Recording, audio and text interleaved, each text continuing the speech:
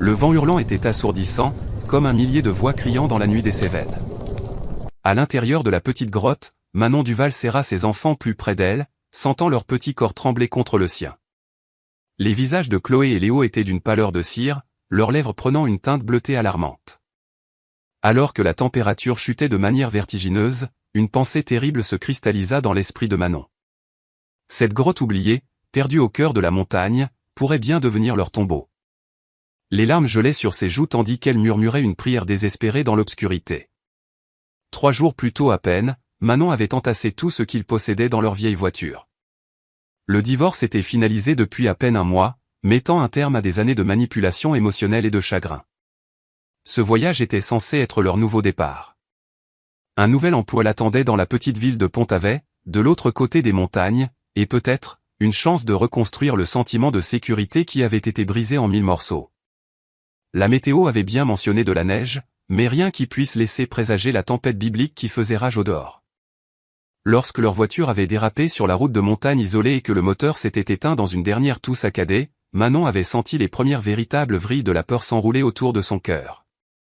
Pas de réseau mobile, pas de voiture qui passe, juste un vide blanc infini et des températures chutant rapidement à l'approche de la nuit. La petite grotte avait d'abord semblé être le salut, un abri contre le vent et la neige implacable. Mais à mesure que les heures passaient et que le froid pénétrait jusqu'à leurs os, Manon réalisa avec une horreur croissante qu'ils avaient simplement troqué une mort rapide contre une autre, plus lente. « Maman, j'ai si froid », murmura Chloé, sa voix d'enfant de 7 ans à peine audible par-dessus la tempête. Son petit frère Léo, âgé de seulement 5 ans, avait complètement cessé de se plaindre, un silence bien plus effrayant que ses larmes précédentes. « Je sais, mon cœur. Reste tout près de moi. » La voix de Manon luttait pour rester stable. Elle avait déjà donné aux 2 enfants ses vêtements de rechange, son pull drapé maladroitement sur Chloé, son écharpe enroulée plusieurs fois autour du petit corps de Léo. Sa fine veste n'offrait plus guère de protection, mais elle endurerait n'importe quoi pour acheter à ses enfants quelques heures de vie supplémentaires. Le divorce lui avait presque tout pris, leur maison, leur sécurité financière, même certains amis qui avaient choisi leur camp. Mais Manon avait ses enfants, et cela la rendait plus riche que toutes les fortunes du monde. L'ironie de la situation ne lui échappait pas, après s'être battu si durement pour leur construire une nouvelle vie, il pourrait ne jamais la voir. « Raconte-nous une histoire », marmonna soudain Léo, ses premiers mots depuis plus d'1 heure. Manon déglutit difficilement. « Il était une fois », commença-t-elle, la voix légèrement cassée, un brave chevalier et ses 2 écuyers qui se perdirent dans une forêt d'hiver magique, tandis qu'elle improvisait un conte d'aventure et de magie. Manon vérifia sa montre. Presque minuit. Ils étaient dans la grotte depuis 6 heures. La température avait chuté d'au moins 15 degrés depuis le coucher du soleil, et la tempête ne montrait aucun signe d'accalmie. Ses extrémités étaient engourdies depuis longtemps, et elle bougeait discrètement ses doigts et ses orteils, désespérée de maintenir la circulation. « Et puis, qu'est-il arrivé au chevalier ?» demanda Chloé lorsque Manon se tut, perdue dans ses calculs de leurs chances de survie. Le chevalier, Manon peina à continuer, le chevalier savait qu'ils avaient besoin d'aide, alors il a envoyé un appel magique, espérant que quelqu'un l'entendrait. « Comme une prière ?» demanda Léo, ses yeux immenses dans son visage pâle. « Oui, exactement comme une prière. » Manon les serra encore plus fort, formant un cercle étroit de chaleur partagée. « Envoyons tous ensemble un appel magique, d'accord ? » Pour les enfants, c'était un jeu. Mais pour Manon, la supplication chuchotée qu'ils envoyèrent dans les ténèbres portait tout le poids du désespoir d'une mère mourante. Elle pensa à sa propre mère, emportée par un cancer 5 ans auparavant. « Je suis désolée, maman », pensa-t-elle. « J'ai essayé d'être forte comme tu me l'as appris. » Les heures s'écoulèrent lentement. Les enfants entraient et sortaient d'un sommeil dangereux que Manon s'efforçait d'empêcher, les secouant doucement chaque fois que leurs yeux restaient fermés trop longtemps. Son propre épuisement était un poids physique qui l'attirait vers un sommeil dont elle savait qu'il pourrait être permanent. « Nous devons rester éveillés », murmura-t-elle, se pinçant le bras assez fort pour se faire un bleu. « Juste jusqu'au matin. Les secours viendront le matin. » Mais même en le disant, Manon savait que c'était un mensonge. La tempête devait durer encore au moins un jour. Personne ne savait exactement où ils se trouvaient. Leur voiture était probablement déjà ensevelie sous la neige. La probabilité statistique d'être secouru était infime. Chloé s'agita contre elle, ses petits doigts agrippant la chemise de Manon. « Maman, je crois que je vois quelque chose. »« Ce ne sont que des ombres, ma chérie. » La calma Manon, supposant que sa fille commençait à être désorientée par le froid. « Non, regarde, à l'entrée de la grotte. » Manon leva lentement la tête, économisant son énergie même dans ce petit mouvement. Au début, tout ce qu'elle vit fut la même scène qui la tourmentait depuis des heures, un tourbillon de neige contre une obscurité absolue. Puis un éclair de mouvement, une forme distincte des motifs chaotiques de la tempête. Une fourrure dorée captant la faible lueur de la lune. Des yeux intelligents brillant comme deux ombres jumelles dans la pénombre.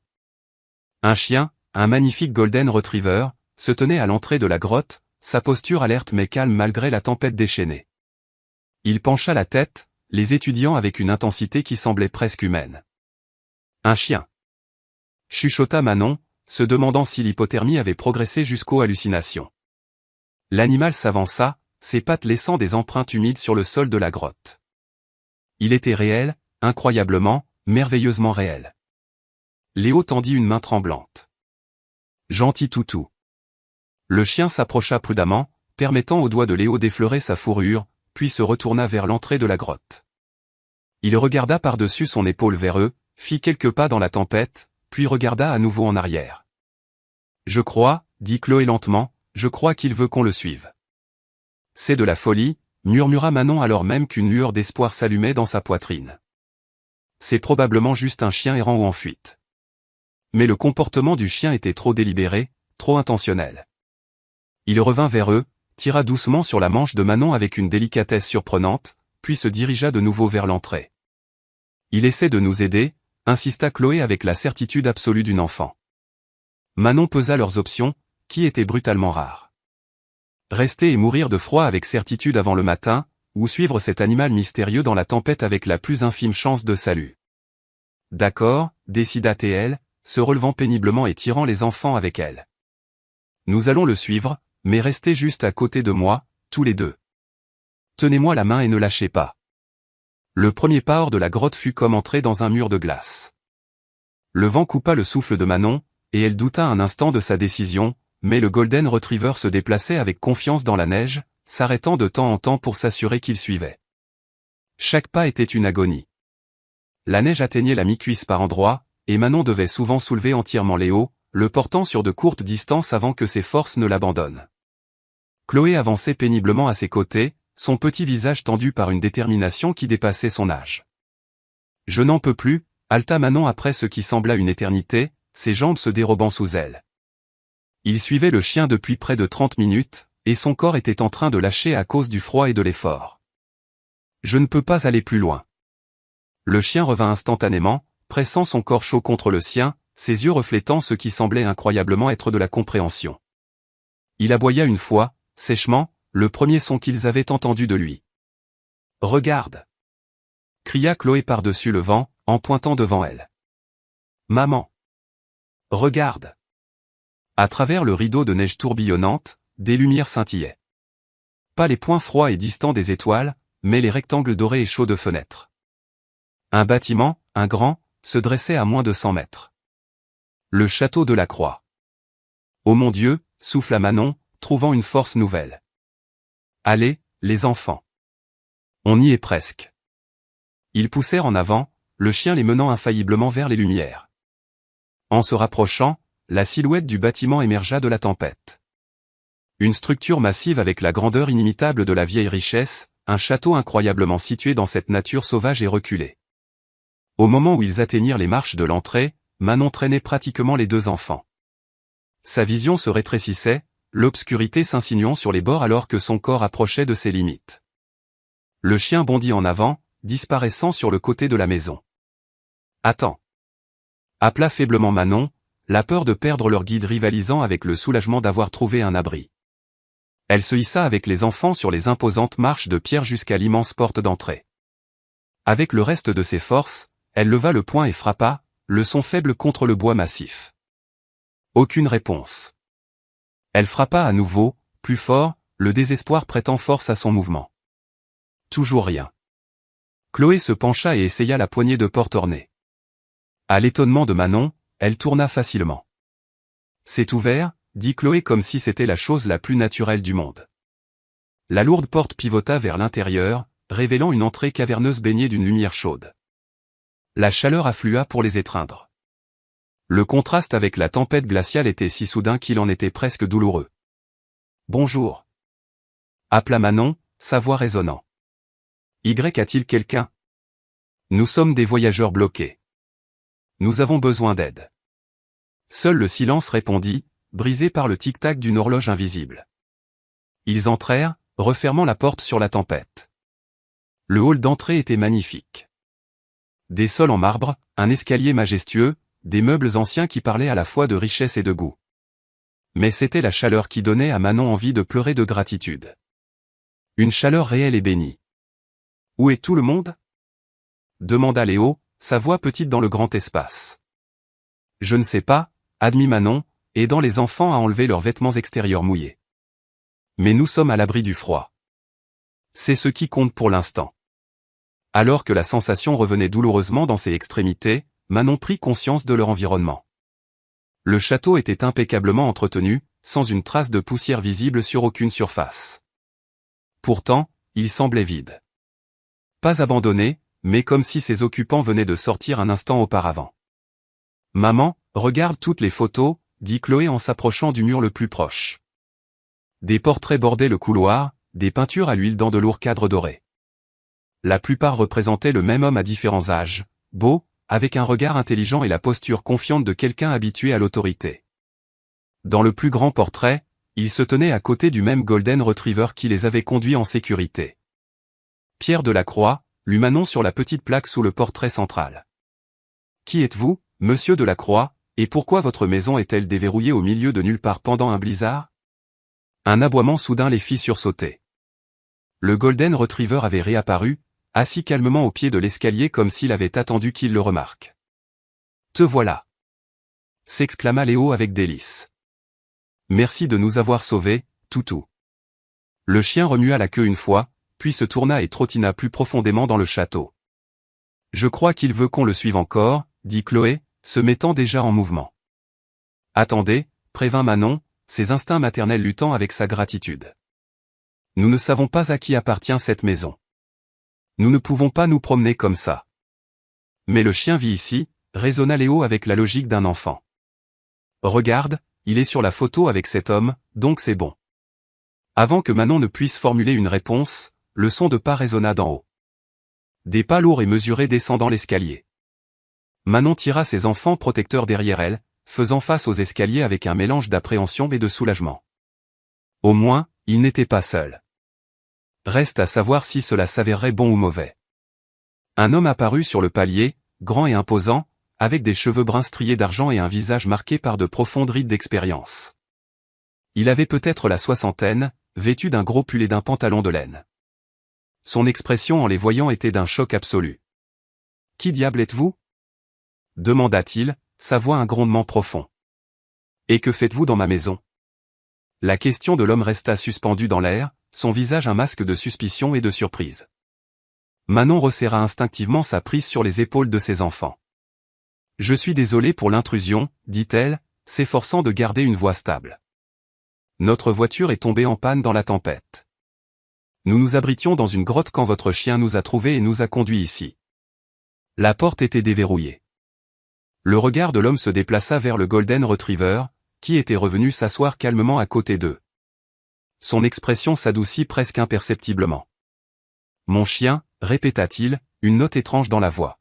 « Je n'ai pas de chien. » Un silence gêné s'ensuivit alors qu'il regardait tout le Golden Retriever qui semblait tout à fait à l'aise, secouant les dernières neiges de son pelage. « Mais il est sur le portrait, » dit Chloé en montrant la peinture de Pierre Delacroix. « Avec cet homme. » Les yeux de l'étranger se plissèrent alors qu'il descendait les dernières marches. De près, Manon pouvait voir les profondes ombres sous ses yeux, le léger tremblement de ses mains, suggérant soit l'âge, soit une grande tension. « Ce n'est pas moi sur le portrait, » dit-il sèchement. « C'est Pierre Delacroix. » C'était sa maison. « C'était » questionna Manon.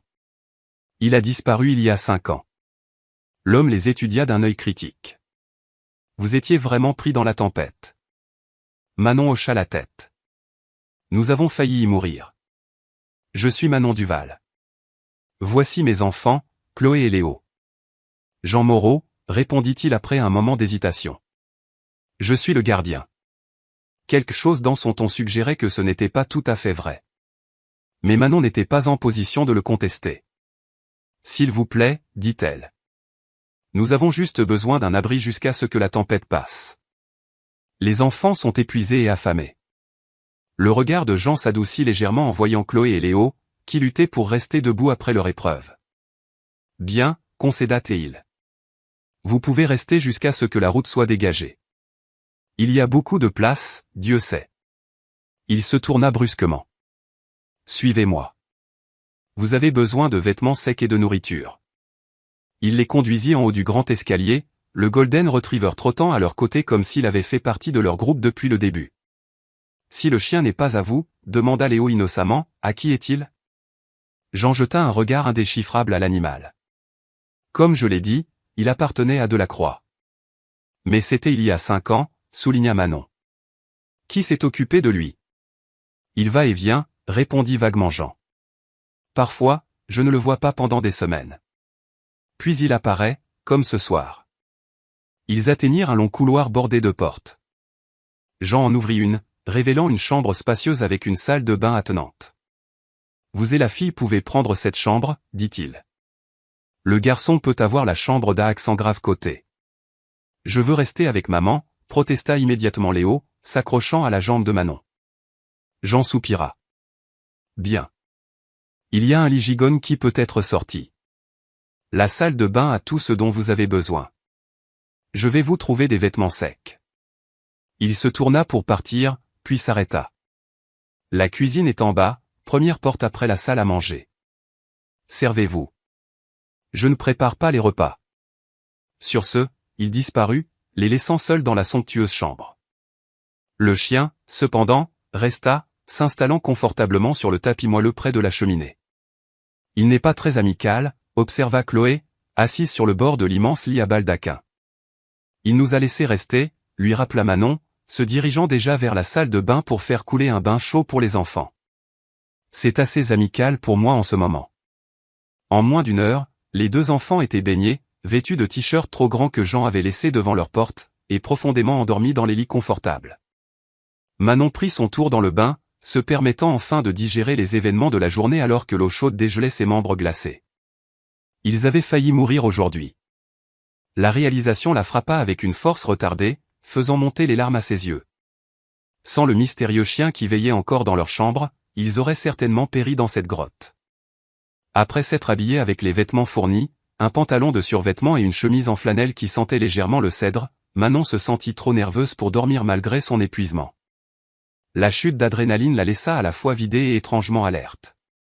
Le Golden Retriever leva la tête alors qu'elle se dirigeait vers la porte. « Je vais juste chercher quelque chose à manger », chuchota-t-elle. « Reste avec les enfants, d'accord ?» Comme s'il comprenait parfaitement, le chien se recoucha, les yeux fixés protecteurs sur les enfants endormis. Le château était étrangement silencieux alors que Manon descendait. Les seuls bruits étaient ses propres pas et le craquement occasionnel du vieux bois. La cuisine, quand elle la trouva, était un mélange de charme d'antan et de commodité moderne. Des casseroles en cuivre suspendues au-dessus d'un immense îlot côtoyaient des appareils en acier inoxydable qui semblaient à peine utilisés. Elle se préparait un simple sandwich quand la voix de Jean retentit de l'embrasure de la porte. « Vous n'arrivez pas à dormir ?» Manon sursauta, manquant de faire tomber le couteau. « Vous êtes très silencieux. »« Vieille habitude, » répondit-il. Entrant dans la cuisine sans demander, il sortit une bouteille d'un placard et versa un liquide ambré dans 2 verres. Il en fit glisser un vers elle.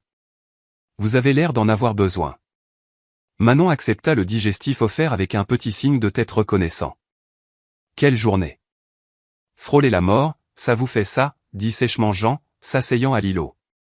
De près et sous une meilleure lumière, Manon put l'étudier correctement. Ses traits étaient plus rudes que beaux, burinés par le temps et ce qui semblait être des épreuves considérables. Il y avait en lui une vigilance, une tension contenue qui ne se dissipait jamais complètement. « Vous ne semblez pas surpris que des étrangers se présentent pendant un blizzard, observa-t-elle. Jean prit une longue gorgée de sa boisson. Plus rien ne me surprend. Vous avez dit que vous étiez le gardien, mais vous vivez ici seul, s'aventura Manon. Je préfère la solitude. Dans une maison de cette taille. Son expression se durcit légèrement. Je ne savais pas que l'hébergement incluait un interrogatoire. Manon leva les mains en signe d'excuse. Désolé, j'essaie juste de comprendre notre situation. Pendant un instant, elle crut qu'il allait se refermer complètement, mais quelque chose dans sa posture changea. Delacroix était un ami, dit Jean, son ton s'adoucissant marginalement. Quand il a disparu, il a laissé des dispositions pour l'entretien de la propriété. J'avais besoin d'un endroit isolé. C'était un arrangement mutuellement bénéfique. Que lui est-il arrivé, A.M. Delacroix. Les doigts de Jean se resserrèrent autour de son verre. Personne ne sait. Un jour il était là, le lendemain il n'y était plus. L'enquête officielle n'a rien trouvé. Une note amère entra dans sa voix. Il ne trouve jamais rien. Quelque chose dans ses paroles frappa Manon comme étant étrange. Faisiez-vous partie de l'enquête? Ses yeux rencontrèrent les siens, vifs et calculateurs. Qu'est-ce qui vous fait dire ça? Juste une impression, répondit-elle prudemment. Vous ne parlez pas comme un gardien. Vous parlez comme quelqu'un habitué à l'autorité. L'ombre d'un sourire effleura ses lèvres. Perspicace. J'étais détective. De la brigade criminelle de Lyon. Retraité maintenant. Et vous avez fini ici, gardien du château d'un milliardaire disparu au milieu de nulle part. On finit tous quelque part, dit-il simplement. Parfois on choisit l'endroit. Parfois, c'est lui qui nous choisit. La réponse énigmatique souleva plus de questions qu'elle n'en résolvait, mais Manon sentit qu'il serait imprudent de pousser plus loin ce soir-là. Au lieu de cela, elle changea de sujet. Le chien, dit-elle, il nous a sauvé la vie aujourd'hui. Il nous a conduits jusqu'à votre porte. L'expression de Jean devint distante. Il fait ça parfois. Il ramène des égarés. Des égarés, répéta Manon, légèrement offensée. Sans vouloir vous offenser, corrigea Jean. Mais vous n'êtes pas les premières personnes qu'il guide ici pendant une tempête. A-t-il déjà conduit des gens à leur mort? Parce que cette grotte était un piège mortel. Non, dit doucement Jean. Il ne fait que sauver, jamais mettre en danger. Il termina sa boisson d'une seule traite. La tempête devrait passer d'ici demain soir. La route principale sera déneigée le lendemain matin. Merci de nous laisser rester, dit sincèrement Manon. Jean hocha la tête une fois, puis se leva pour partir. Sur le seuil, il s'arrêta. Le chien, dit-il sans se retourner. Delacroix l'appelait Scout. Scout, répéta Manon. Ça lui va bien. Oui, acquiesça doucement Jean. En effet. Après son départ, Manon termina son sandwich et son digestif, puis retourna prudemment à la chambre. À son poste, Scout était exactement là où elle l'avait laissé, veillant sur ses enfants endormis. Merci, chuchota-t-elle en s'agenouillant pour caresser sa douce fourrure. Nous te devons la vie. Scout se blottit contre sa main, ses yeux chauds semblant transmettre une compréhension au-delà de ce qui devrait être possible pour un animal. Malgré son agitation antérieure, Manon trouva le sommeil facilement une fois qu'elle se glissa sous les luxueuses couvertures. Sa dernière pensée consciente fut que pour un endroit si grandiose, le château ressemblait étrangement à un tombeau. Beau, préservé, mais ne contenant que les vestiges d'une vie depuis longtemps disparue. Le matin apporta une faible lumière du soleil filtrant à travers de lourds rideaux et les rires joyeux de ses enfants. Manon ouvrit les yeux pour trouver Chloé et Léo déjà réveillés, jouant avec Scout sur le sol de la chambre. « Il connaît des tours, maman !» s'exclama Léo. « Montre-lui, Scout. » Sur commande, Scout s'assit, offrit sa patte, puis roula sur lui-même avec un sens du spectacle presque humain.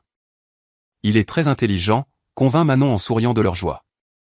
Après le traumatisme de la veille, les voir rire était comme un baume pour son âme. Ils s'habillèrent avec l'assortiment de vêtements que Jean avait laissé, appartenant clairement au disparu Pierre Delacroix, taillé pour un homme plus grand, mais propre et de bonne facture. Lorsqu'ils s'aventurèrent en bas, ils trouvèrent la cuisine vide, mais une note sur le comptoir, « Servez-vous. Suis allé vérifier le générateur. » À elle. « J'ai une faim de loup », annonça Chloé de manière dramatique. « Moi aussi », approuva Léo. « On peut avoir des crêpes ?» La simple domesticité de préparer le petit déjeuner dans la grande cuisine semblait surréaliste après leur expérience de mort imminente, mais Manon l'embrassa, reconnaissante pour ce moment de normalité. Scoot s'assit patiemment à proximité, acceptant les quelques bouchées occasionnelles avec une retenue de gentleman. Pendant qu'il mangeait, Manon remarqua que l'attention de ses enfants était constamment attirée par les fenêtres où la tempête poursuivait son assaut, bien qu'avec moins de férocité que la nuit précédente. « Quand est-ce qu'on peut aller explorer ?» demanda Léo la bouche pleine de crêpes au sirop. « Nous sommes des invités ici, pas des touristes, lui rappela Manon. Nous devrions rester dans les zones que aime. Moreau nous a montré. Mais Scoot veut nous montrer quelque chose, insista Chloé. Il n'arrête pas d'aller à la porte et de revenir. Manon jeta un coup d'œil au Golden Retriever qui se tenait en effet près de la porte de la cuisine, les regardant avec attente. Après le petit déjeuner, elle fit un compromis. Et on reste ensemble, d'accord ? Dès que la vaisselle fut faite, Scoot mena leur petite procession à travers le rez-de-chaussée du château. Manon ne put s'empêcher de s'émerveiller de l'endroit. Chaque pièce était un témoignage de goût raffiné et de vieille fortune.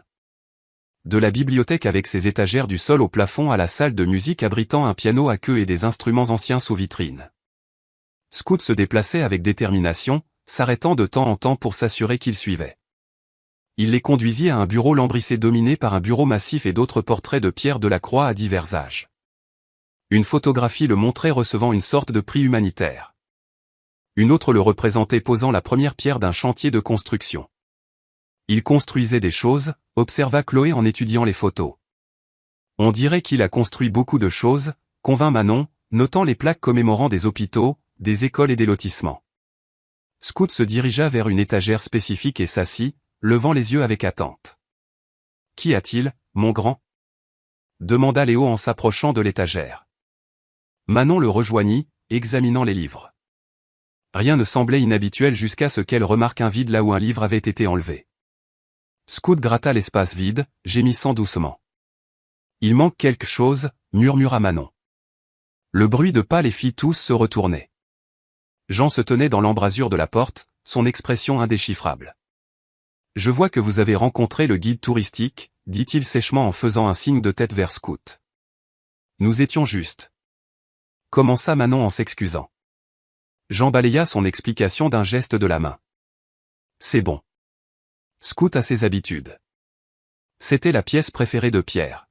« Il semble que c'était un homme intéressant », s'aventura Manon en désignant les photographies. « Il l'était », confirma Jean, une véritable affection se glissant dans son ton habituellement réservé. Un esprit brillant, un milliardaire autodidacte qui n'a jamais oublié d'où il venait. Il a utilisé sa fortune pour aider les gens qui lui rappelaient le jeune homme qu'il avait été. « Comment le connaissiez-vous » demanda Chloé avec audace. Jean hésita, comme s'il débattait de ce qu'il devait partager. « Nous nous sommes rencontrés lors d'une affaire il y a des années. Il était témoin. Nous sommes restés en contact. » « Qu'est-ce qui manque sur l'étagère » demanda Manon en désignant le vide que Scoot avait identifié. Quelque chose vacilla dans les yeux de Jean. Reconnaissance, puis lassitude. Juste un vieux journal. Rien d'important. Le mensonge était évident, mais Manon choisit de ne pas le relever. Au lieu de cela, elle changea de sujet. Comment se présente la tempête ? Elle se calme enfin. Les routes devraient être dégagées d'ici demain matin, comme je le pensais. J'ai appelé une dépanneuse pour récupérer votre voiture. C'est très gentil à vous, dit Manon, sincèrement touchée par cette attention. Jean parut mal à l'aise face à cette gratitude. Ce n'est rien. Maintenant, si vous voulez bien m'excuser, je dois vérifier les laits. Il y a eu une coupure de courant cette nuit. Après son départ, Chloé se tourna vers Manon avec l'honnêteté sans filtre de l'enfance. Il est triste, déclara-t-elle. Et il cache quelque chose. Tout le monde a des secrets, ma chérie, lui rappela Manon, bien qu'elle ne puisse être en désaccord avec l'évaluation de sa fille. Je crois que Scoot veut qu'on découvre quoi, dit Léo, regardant le chien toujours assis patiemment près de l'étagère avec le volume manquant. Eh bien, nous n'allons pas fouiner, dit fermement Manon. M. Moreau a eu la gentillesse de nous donner un abri. Nous n'allons pas le remercier en nous mêlant de ses affaires privées. Pourtant, même en le disant, Manon ne pouvait nier sa propre curiosité.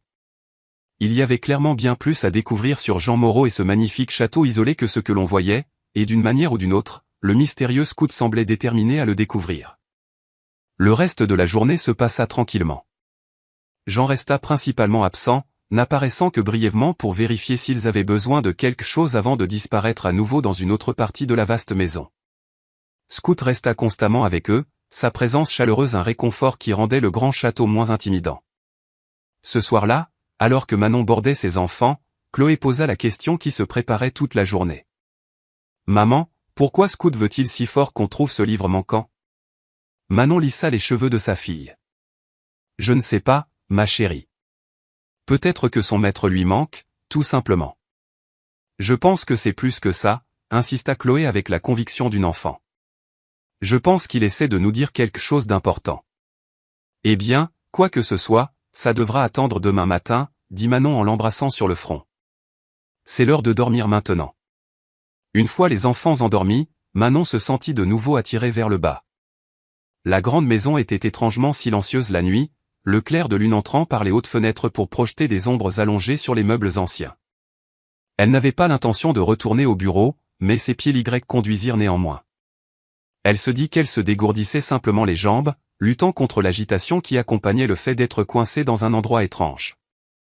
La porte du bureau était entr'ouverte, une fente de lumière chaude indiquant qu'il n'était pas vide. Manon hésita, ne voulant pas s'imposer si Jean était à l'intérieur. Elle était sur le point de faire demi-tour quand elle entendit sa voix, basse, rauque et remplie d'une émotion qu'elle ne put identifier immédiatement. « Je sais ce que tu fais, » disait-il, « mais ça ne les ramènera pas. Rien ne le fera. » La curiosité l'emporta sur la bienséance, et Manon jeta un coup d'œil par l'ouverture étroite. Jean était assis au bureau, un verre de digestif à portée de main, s'adressant à Scout, qui était assis attentivement devant lui. « 5 ans, et tu essaies toujours de réparer ce qui ne peut pas l'être, » continua Jean, la voix légèrement brisée. « Pourquoi ne peux-tu pas comprendre ? C'est trop tard. » Scout gémit doucement, posant sa patte sur le genou de Jean. « Je sais, mon grand. Il me manque aussi. » Le chagrin brut dans la voix de Jean serra la poitrine de Manon. Elle dut faire un petit bruit, car soudain la tête de Jean se redressa, ses yeux trouvant les siens à travers la porte. « Je suis désolée, » dit-elle rapidement, embarrassée d'avoir été surprise à écouter aux portes. « Je me promenais et j'ai vu la lumière. » L'expression de Jean se ferma, la vulnérabilité qu'elle avait vue disparaissant derrière sa réserve habituelle. « Il est tard. Vous devriez vous reposer. »« De qui parliez-vous » demanda doucement Manon, entrant dans la pièce malgré son désir évident de solitude. « Quand vous avez dit « eux ». Pendant un instant, elle crut qu'il ne répondrait pas. Puis quelque chose en lui sembla se dégonfler. « Ma famille, » dit-il tranquillement. « Ma femme Valérie, notre fille Manon. Elles sont mortes il y a 5 ans. »« Je suis tellement désolé, » dit Manon, et elle le pensait. C'était un accident ? Le rire de Jean n'avait aucune once d'humour. Ça aurait été plus facile à accepter. Non, ce n'était pas un accident. Elles ont été assassinées. La déclaration brutale flotta dans l'air entre eux. Dur et terrible. L'affaire qui m'a mis en contact avec Pierre, continua Jean après un moment, sa voix distante, consistait à enquêter sur un syndicat du crime qui blanchissait de l'argent par le biais de projets de construction. Pierre développait des propriétés dans le même secteur, a remarqué des irrégularités et s'est présenté comme témoin. Il prit une lente gorgée de son digestif avant de continuer. Son témoignage a été crucial, il a fait tomber plusieurs aux responsables, mais un s'est échappé, le chef du réseau, un homme nommé Victor Mercé. Les jointures de Jean blanchirent autour de son verre. Mercé a juré de se venger de tous ceux qui étaient impliqués dans l'affaire. 3 mois plus tard, je suis rentré chez moi et j'ai trouvé. Il s'interrompit, incapable de terminer la phrase. C'est à ce moment-là que Pierre a disparu, dit doucement Manon, faisant le lien. Jean hocha la tête une fois. La théorie officielle était que Mercé l'avait tué aussi. Mais aucun corps n'a jamais été retrouvé. Et vous êtes venu ici ? Pourquoi ? Après ce qui s'est passé, je n'étais pas bien. Obsédé par l'idée de trouver Mercé. J'ai failli me détruire dans le processus. Pierre avait laissé des instructions pour que j'aie accès à cette propriété si quelque chose lui arrivait. Ses avocats m'ont contacté. Un fantôme de sourire effleura ses lèvres. Pierre a toujours eu une capacité déconcertante à anticiper les besoins des autres. Donc, vous vivez ici depuis, dit Manon, rassemblant les pièces du puzzle. Caché du monde. Pas caché, corrigea vivement Jean. En attente. De quoi? Ses yeux rencontrèrent les siens. Et l'intensité qu'ils contenaient était saisissante. De réponse. De justice. De ce qui viendra en premier. Scout se plaça entre eux, regardant de l'un à l'autre, comme s'ils suivaient leur conversation. Le regard intelligent du chien fit se demander à Manon, pas pour la première fois, s'il comprenait bien plus qu'un animal ne le devrait. Et Scout? Demanda-t-elle, c'était le chien de Pierre, mais il reste avec vous. Comme je l'ai dit, il va et vient. Parfois, il disparaît pendant des semaines. Mais il revient toujours. L'expression de Jean s'adoucit en regardant le Golden Retriever. Pierre l'appelait sa conscience. Il disait que Scout pouvait sentir la bonté chez les gens. Savait toujours qui avait besoin d'aide. Il savait certainement que nous avions besoin d'aide la nuit dernière, convint Manon. Oui, dit Jean, l'étudiant avec un intérêt renouvelé. Il n'a jamais amené quelqu'un comme vous auparavant. Que voulez-vous dire? Les autres étaient des voyageurs, des randonneurs, des gens de passage. Pas une mère avec de jeunes enfants commençant une nouvelle vie. La perception de Jean était d'une précision déconcertante. Je me demande ce que Scout pense que vous devez faire ici.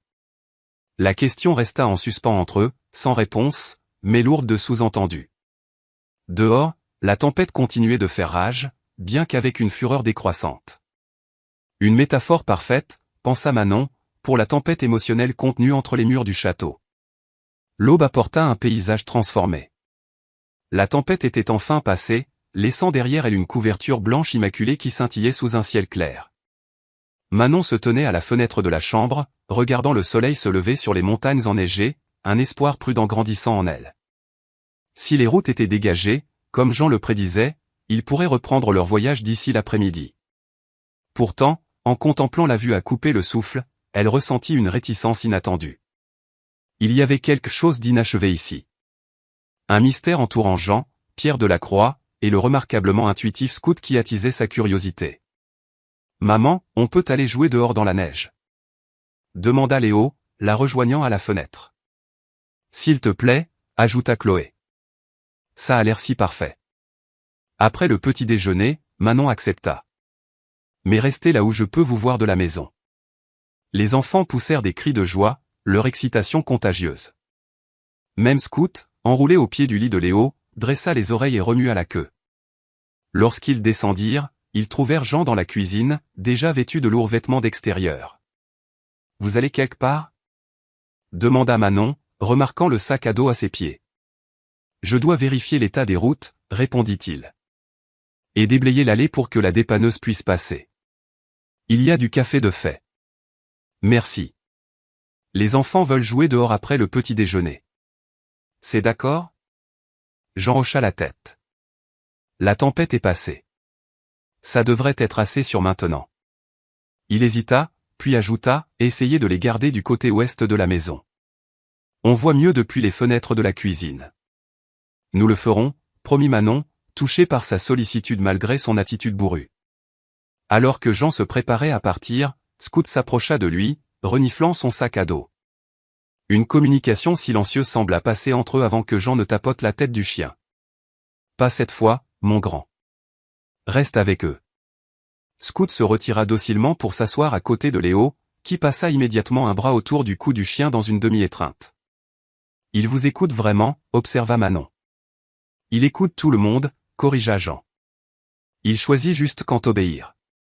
Après un simple petit déjeuner, Manon emmitoufla les enfants dans des couches de leurs propres vêtements, surmontés de quelques articles plus petits qu'elle avait trouvés dans un placard du couloir, appartenant probablement à des visiteurs d'années passées.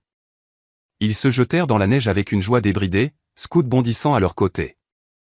Manon observait depuis la fenêtre de la cuisine Chloé et Léo construire un bonhomme de neige bancal, leur rire lui parvenant faiblement à travers la vitre. Scout participait avec enthousiasme, se roulant dans la neige et leur apportant occasionnellement des bâtons pour les bras du bonhomme de neige. C'est lors d'une de ces récupérations que quelque chose d'inhabituel se produisit. Au lieu de revenir avec un simple bâton, Scout émergea du coin de la maison avec ce qui semblait être un carnet en cuir usé dans la bouche. L'intérêt de Manon fut immédiatement piqué. Elle regarda Scout livrer sa trouvaille à Chloé, qui l'examina avec une excitation visible avant de la montrer à Léo. Les deux enfants se tournèrent alors vers la maison, la cherchant clairement du regard. Quelques instants plus tard, ils firent irruption par la porte arrière, les visages rougis par le froid et la découverte. « Maman, regarde ce que Scout a trouvé. » Chloé tendit l'objet. Un journal relié en cuir. Ses pages légèrement gonflées par l'humidité mais largement intactes. « Où a-t-il trouvé ça ?» demanda Manon, acceptant le journal avec prudence. « Derrière des buissons près du côté et de la maison, » expliqua Léo. C'était un peu enfoui dans la neige, mais Scout l'a déterré. « Est-ce que c'est le livre manquant de l'étagère ?» demanda Chloé avec empressement.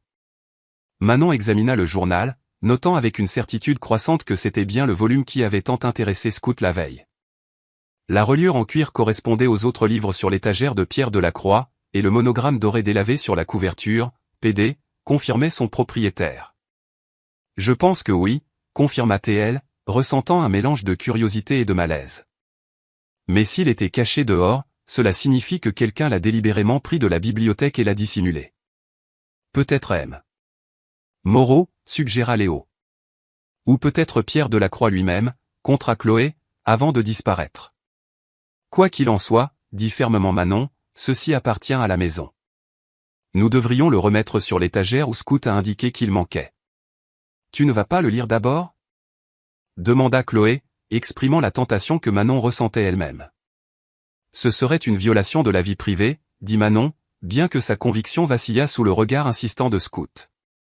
Le chien semblait l'exhorter à ouvrir le journal, le poussant plus près avec son museau. « Je pense que Scout veut que tu le lises, » observa Léo. « Peut-être qu'il y a quelque chose d'important à l'intérieur. » Les doigts de Manon planèrent au-dessus de la couverture. « Juste un rapide coup d'œil, » concéda TL finalement, pour s'assurer qu'il n'y a rien d'urgent.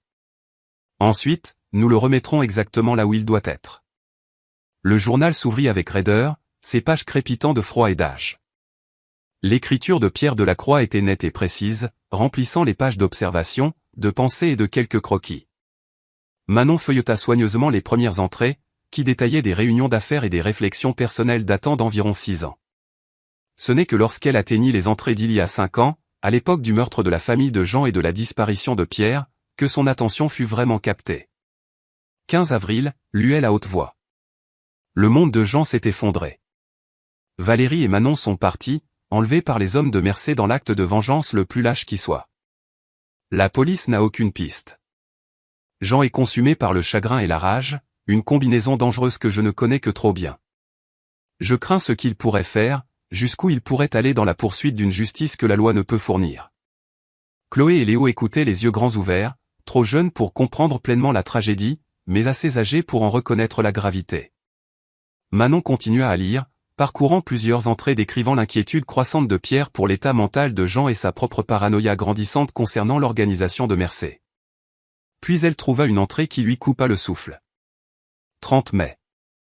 Mes sources confirment que Mercé a commandité ma mort. J'en serai le prochain. J'ai finalisé mon plan de secours. C'est le seul moyen de nous sauver tous les deux et de traduire un jour Mercé en justice. Peu de gens comprendront mon choix, mais c'est la seule voie à suivre. Jean me détestera au début. Je prie seulement pour qu'un jour il me pardonne, quand il comprendra toute la portée de ce que j'ai mis en mouvement. Qu'est-ce que ça veut dire ? demanda Chloé, le front plissé de concentration. Je ne suis pas sûr, admit Manon en tournant la page. L'entrée suivante était la dernière du journal. 20 juin. Toutes les dispositions sont prises. Ma disparition est prévue pour demain. Les preuves contre Mercé sont sécurisées à l'endroit que seul Scout peut trouver. Ma fidèle conscience est mon gardien. Quand le moment sera venu, il saura qui y conduire. Le plus dur est de laisser Jean croire qu'un autre ami lui a été enlevé, mais c'est nécessaire pour sa sécurité. Mieux vaut qu'il me pleure que de rejoindre Valérie et Manon. J'ai donné instruction à mes avocats de lui offrir un sanctuaire ici, où les mesures de sécurité que j'ai installées le protégeront jusqu'à ce que mon travail soit terminé. Si je réussis, justice sera faite pour Valérie et Manon. Si j'échoue, au moins Jean sera à l'abri de la portée de Mercé. Manon referma lentement le journal, son esprit tournant à plein régime. Pierre Delacroix n'est pas mort, murmura-t-elle. Il a disparu intentionnellement pour protéger Jean et pour rassembler des preuves contre cet homme, Mercé. Alors, où est-il maintenant? Demanda Léo innocemment. Je ne sais pas, mon chéri, répondit Manon en jetant un coup d'œil à Scout. Le chien la regardait avec cette même intelligence troublante, son but soudainement plus clair. Mais je pense que Scout a essayé de nous mener à ses réponses depuis le début.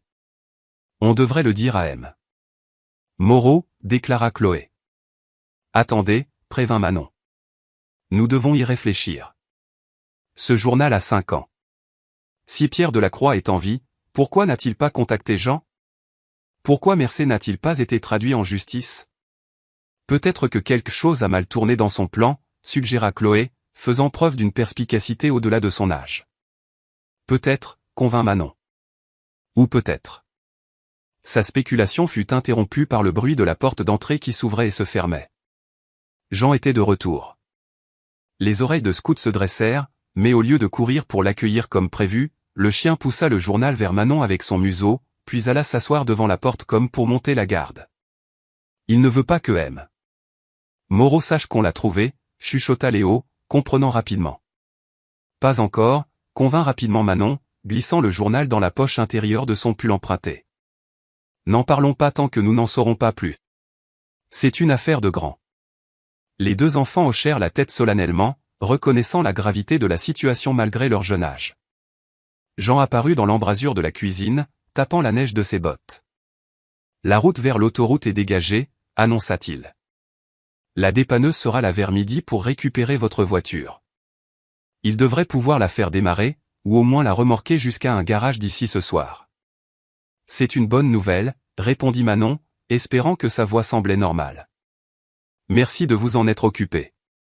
Le regard de Jean les balaya, s'attardant brièvement sur la posture protectrice de Scout avant de revenir au visage de Manon. Vous semblez troublé. Tout va bien? Je réalise juste à quelle vitesse les choses bougent, improvisa Manon. Hier, nous étions sur le point de mourir de froid. Et maintenant, nous prévoyons de partir. C'est beaucoup à digérer. Jean hocha la tête, semblant accepter son explication. La vie change vite. C'est quelque chose qu'on apprend dans mon métier. Votre ancien métier, corrigea doucement Manon. Une ombre passa sur le visage de Jean. Certains boulots ne vous quittent jamais vraiment. Il jeta un coup d'œil à sa montre. Je dois passer quelques coups de fil. Faites comme chez vous jusqu'à l'arrivée du camion. Après son départ, Chloé tira sur la manche de Manon. Qu'est-ce qu'on va faire pour le journal et le secret de M. Delacroix? Manon s'agenouilla au niveau de ses enfants. Je ne suis pas encore sûr, mais je pense que nous étions censés trouver ça. Scout s'en est assuré. Laissez-moi lire un peu plus le journal pendant que vous jouez tous les deux. Peut-être qu'il y a plus d'indices sur ce que Pierre prévoyait. Pendant que les enfants retournaient à leur bonhomme de neige sous l'œil vigilant de Scout, Manon se retira sur un siège de fenêtre dans la bibliothèque où elle pouvait à la fois superviser leur jeu et examiner le journal plus attentivement. Les entrées antérieures dépeignaient Pierre Delacroix comme un homme brillant et compatissant, profondément troublé par la corruption qu'il avait découverte et la menace subséquente pour ceux qu'il aimait. Son amitié avec Jean était clairement profonde. Il écrivait sur leur conversation, le dévouement de Jean à sa famille, et plus tard, son chagrin dévastateur. Les références de Pierre aux preuves et à l'endroit que seul Scout peut trouver, étaient les plus intrigantes. Quelle que soit la preuve qu'il avait rassemblée contre Mercé, il l'avait cachée quelque part sur la propriété, croyant que Scout y mènerait la bonne personne le moment venu. C'est pour ça que tu nous as amenés ici? Murmura Manon, regardant le Golden Retriever jouer avec ses enfants. Est-ce que c'est ce que tu essaies d'accomplir? Le bruit de pas approchant la fit rapidement ranger le journal à nouveau. Jean apparut dans l'embrasure de la bibliothèque, son expression tendue. Quelque chose ne va pas? Demanda Manon, notant sa posture rigide. La dépanneuse ne peut pas venir, dit-il. Une avalanche plus bas sur la montagne a fermé la route d'accès principale. Ils disent qu'il faudra au moins 2 jours avant qu'elle soit dégagée. Oh, dit Manon, surprise par son propre soulagement à cette nouvelle. Eh bien, j'espère que nous n'abusons pas trop en restant plus longtemps. Jean balaya son inquiétude d'un geste. La maison a beaucoup d'espace. Et les enfants? Il s'arrêta, ses yeux dérivant vers la fenêtre où Chloé et Léo riaient. Ça faisait longtemps qu'il n'y avait pas eu de rire d'enfant ici. Ce sentiment inhabituel révéla un aperçu de l'homme sous l'extérieur endurci. Manon saisit l'occasion de créer un lien. Jean, commença-t-elle prudemment. Hier soir, vous avez parlé de votre famille. Je veux que vous sachiez que je comprends un peu ce que vous traversez. Mon mariage s'est terminé parce que mon mari est devenu quelqu'un d'autre, pas l'homme que je pensais avoir épousé. C'est une autre sorte de perte, mais je sais ce que l'on ressent quand la vie dévie soudainement du chemin que l'on attendait. L'expression de Jean s'adoucit marginalement. Depuis combien de temps? Le divorce a été finalisé le mois dernier, mais le mariage était mort depuis des années. Où alliez-vous avant la tempête? Pont-Avet, répondit Manon. J'ai un poste qui m'attend à l'école primaire là-bas, pour enseigner en CE1. Une enseignante? Jean hocha la tête comme si cela expliquait quelque chose à son sujet. Vous êtes doué avec les enfants. J'essaie de l'être. Bien que les miens me tiennent en haleine. Un silence confortable s'installa entre eux, rompu seulement lorsque Scout se mit à aboyer avec excitation à l'extérieur. Ils se tournèrent tous les deux pour voir le chien courir en cercle autour de quelque chose dans la neige. Qu'est-ce qu'il a encore trouvé? Marmonna Jean, plus pour lui-même que pour Manon. Ils regardèrent Chloé balayer la neige de ce que Scout avait découvert, révélant ce qui semblait être une poignée en métal sortant du sol. C'est une porte? Demanda Manon, se penchant plus près de la fenêtre. La posture de Jean changea instantanément, la tension rayonnant de chaque ligne de son corps. Restez ici, ordonna-t-il, se dirigeant déjà vers le couloir. Attendez, mes enfants sont dehors. Protesta Manon en se hâtant de le suivre. Le temps qu'ils atteignent la porte arrière, Chloé et Léo avaient réussi à dégager la majeure partie de la neige de ce qui était en effet une petite porte en métal encastrée dans le sol. L'entrée d'une cave ou d'un abri anti-tempête. Éloignez-vous de ça. Appela vivement Jean alors qu'il avançait péniblement dans la neige vers eux. Chloé leva les yeux, surprise par son ton. Mais Scout veut qu'on l'ouvre. Il n'arrête pas de gratter la poignée. En effet, le Golden Retriever était intensément concentré sur la porte en métal, jetant de temps en temps un regard en arrière vers les adultes qui approchaient comme pour les presser de se dépêcher. C'est juste une vieille cave de stockage, dit Jean, son ton décontracté démenti par la tension dans ses épaules. Rien d'intéressant là-dedans.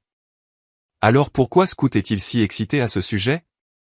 Demanda Léo innocemment. Jean les atteignit, se plaçant entre les enfants et la porte de la cave. Scout s'excite aussi pour les écureuils. Ça ne veut pas dire qu'on doit creuser tous les trous du jardin. Manon rattrapa son retard, légèrement essoufflé par l'air froid. Les enfants, pourquoi n'iriez-vous pas vous réchauffer à l'intérieur? Vous êtes dehors depuis un bon moment. Mais maman. Commença à protester Chloé. Maintenant, s'il vous plaît, dit fermement Manon, utilisant sa voix d'enseignante qui ne tolérait aucune discussion. Avec des regards réticents vers la porte mystérieuse, les deux enfants se dirigèrent péniblement vers la maison. Scout, étonnamment, ne fit aucun mouvement pour les suivre. Au lieu de cela, il resta fermement planté à côté de l'entrée de la cave, les yeux fixés sur Jean avec ce que Manon ne pouvait décrire que comme un défi. Une fois les enfants en sécurité à l'intérieur, Manon se tourna vers Jean. Qu'y a-t-il vraiment là-dessous? Comme je l'ai dit, du stockage. Jean maintint sa position, bien que ses yeux ne quittent jamais Scout. Du vieil équipement, des outils de jardinage, rien qui vaille la peine de s'exciter. Alors pourquoi mentez-vous à ce sujet? Demanda directement Manon. La tête de Jean se tourna brusquement vers elle, la surprise évidente dans son expression. Pardon? Manon prit une profonde inspiration, décidant qu'il était temps de jouer carte sur table. J'ai trouvé le journal de Pierre, celui qui manquait sur l'étagère. Scout l'a déterré de la neige pendant que vous étiez parti ce matin. Le visage de Jean se vida de sa couleur. Qu'est-ce que ça a à voir avec tout ça? Je crois que... Manon l'interrompit doucement. Pierre a écrit sur les preuves qu'il a rassemblées contre Mercé, des preuves qu'il a cachées quelque part sur la propriété et que seul Scout peut trouver. Et maintenant, Scout est très intéressé par cette porte de cave. Jean resta immobile, la lutte interne visible sur son visage buriné. Finalement, il parla, sa voix à peine audible par-dessus le vent de la montagne. vous ne comprenez pas dans quoi vous vous embarquez. Alors aidez-moi à comprendre, le pressa Manon. Pierre était votre ami. Il a disparu pour vous protéger, pour rassembler les preuves qui apporteraient la justice à votre famille.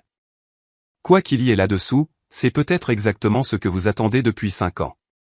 Ou ce n'est peut-être rien, contre Jean, bien que le doute se soit glissé dans sa voix. Pierre est parti depuis 5 ans. S'il avait des preuves contre Mercé, pourquoi ne les a-t-il pas utilisées? Pourquoi me laisser ici, pensant qu'il était mort pendant tout ce temps? Je ne sais pas, admit Manon. Mais je pense que nous devons le découvrir. Scout nous a amenés ici pour une raison, Jean. Je crois que cette raison est liée à ce qui se trouve derrière cette porte. Jean fixa l'entrée de la cave, le conflit évident dans chaque ligne de son corps. Puis Scout gémit doucement, pressant sa tête contre la main de Jean dans un geste si doux et encourageant que Manon sentit les larmes lui monter aux yeux. D'accord. Jean céda finalement, sa voix rauque d'émotion réprimée. Voyons voir ce que la conscience de Pierre veut que nous trouvions. Il s'agenouilla dans la neige et saisit la poignée en métal. La porte résista d'abord, gelée par des années de négligence, mais avec une forte traction, elle se libéra, révélant une étroite série de marches en béton descendant dans l'obscurité. « Attendez ici », ordonna Jean, sortant une petite lampe de poche de sa poche. « Pas question », répondit Manon, se surprenant elle-même par sa propre détermination. « Nous faisons ça ensemble. » Quelque chose comme du respect vacilla dans les yeux de Jean avant qu'il n'hoche la tête une fois, ouvrant la voie sur les marches usées avec Scout trottant avec confiance devant. La cave était plus grande que ce à quoi Manon s'était attendue. Une série de pièces interconnectées creusées dans la roche sous le château.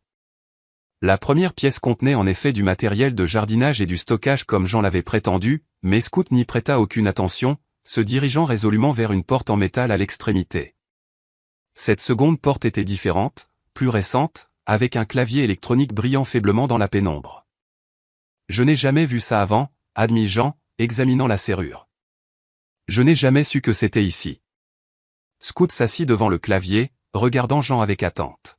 « Je ne connais pas le code », dit Jean au chien comme s'il s'attendait à ce qu'il comprenne. Scout aboya une fois, puis gratta la poche de Jean, celle où il gardait son portefeuille. « Quoi ?» demanda Jean, confus, mais il sortit néanmoins son portefeuille. « Essayez votre date de naissance », suggéra Manon. Jean secoua la tête. Pierre n'utiliserait pas quelque chose d'aussi évident. Mais Scout continua de renifler le portefeuille jusqu'à ce que Jean l'ouvre. De l'intérieur, il sortit une photographie délavée, un cliché de Jean avec une belle femme et une jeune fille, tous riant de quelque chose hors champ. « Valérie et Manon », dit doucement Manon, reconnaissant la famille d'après la description de Jean. Jean fixa la photo, son expression brute de chagrin et d'amour. Pierre a pris cette photo lors d'un barbecue chez lui. Environ 6 mois avant. Il s'interrompit, incapable de terminer la phrase. Scout gémit à nouveau, grattant la photographie. Jean la retourna, révélant une série de chiffres écrits au dos à l'encre délavée. C'est une date, réalisa Jean.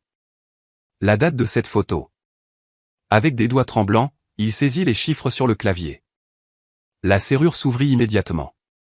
Il savait que vous garderiez cette photo avec vous, dit tranquillement Manon. Même après toutes ces années.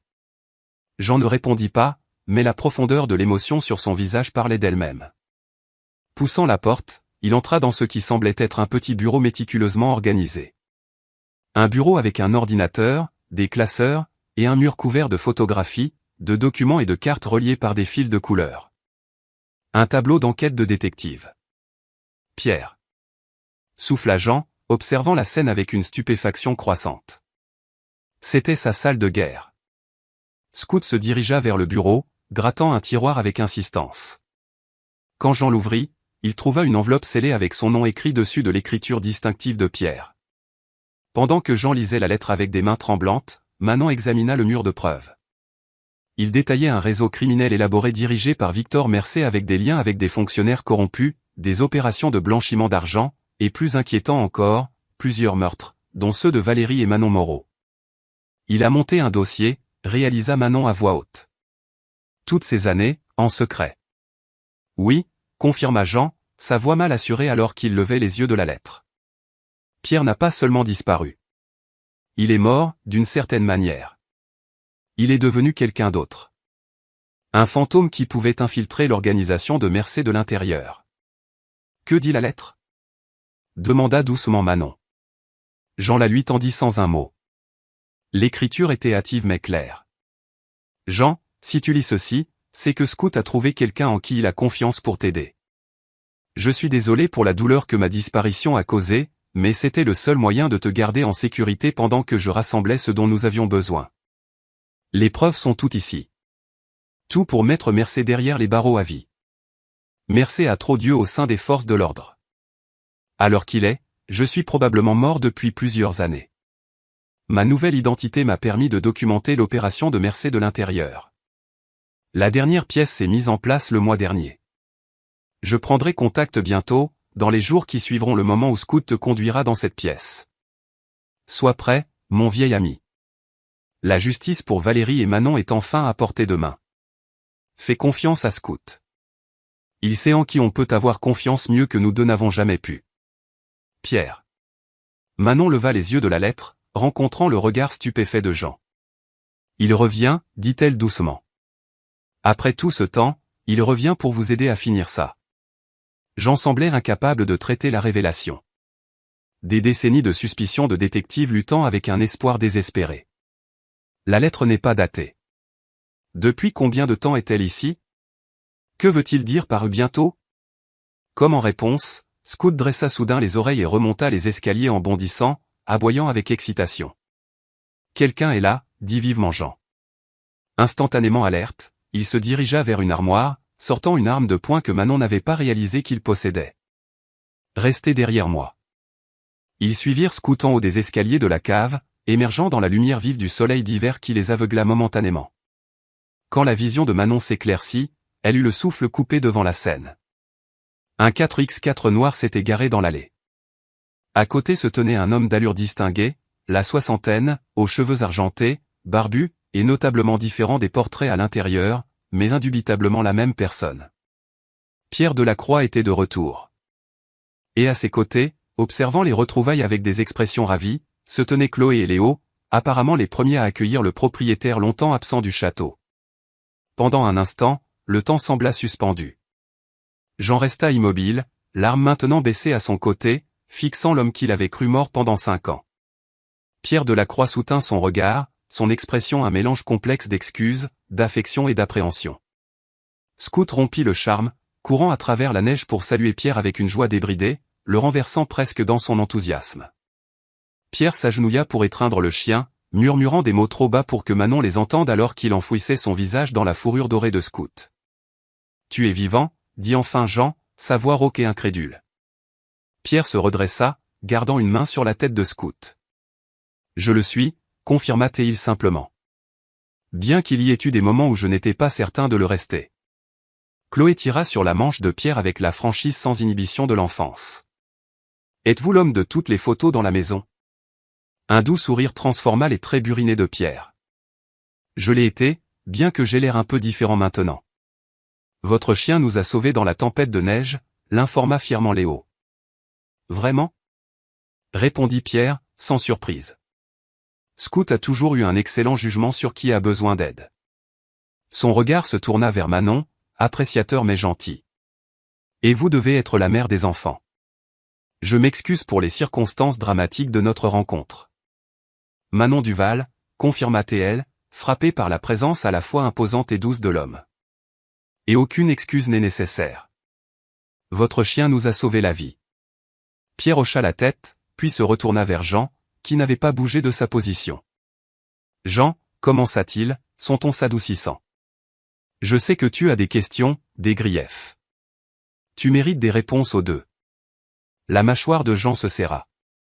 5 ans, Pierre. 5 ans, j'ai cru que tu étais mort. C'était le seul moyen, répondit Pierre, le regret évident dans sa voix. Mercé avait des informateurs partout. Si quelqu'un, même toi, avait su que j'étais en vie, ça aurait tout compromis. Tu m'as laissé croire que j'avais perdu une autre personne qui m'était chère, dit Jean, la colère perçant enfin son choc. Après Valérie et Manon. Pierre tressaillit visiblement à ces noms. Je sais que c'est impardonnable, mais j'espère que lorsque tu verras ce que j'ai accompli, tu comprendras pourquoi c'était nécessaire.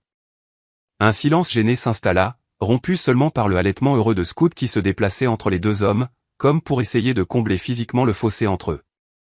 Manon reconnut l'inconfort croissant des enfants face à la tension.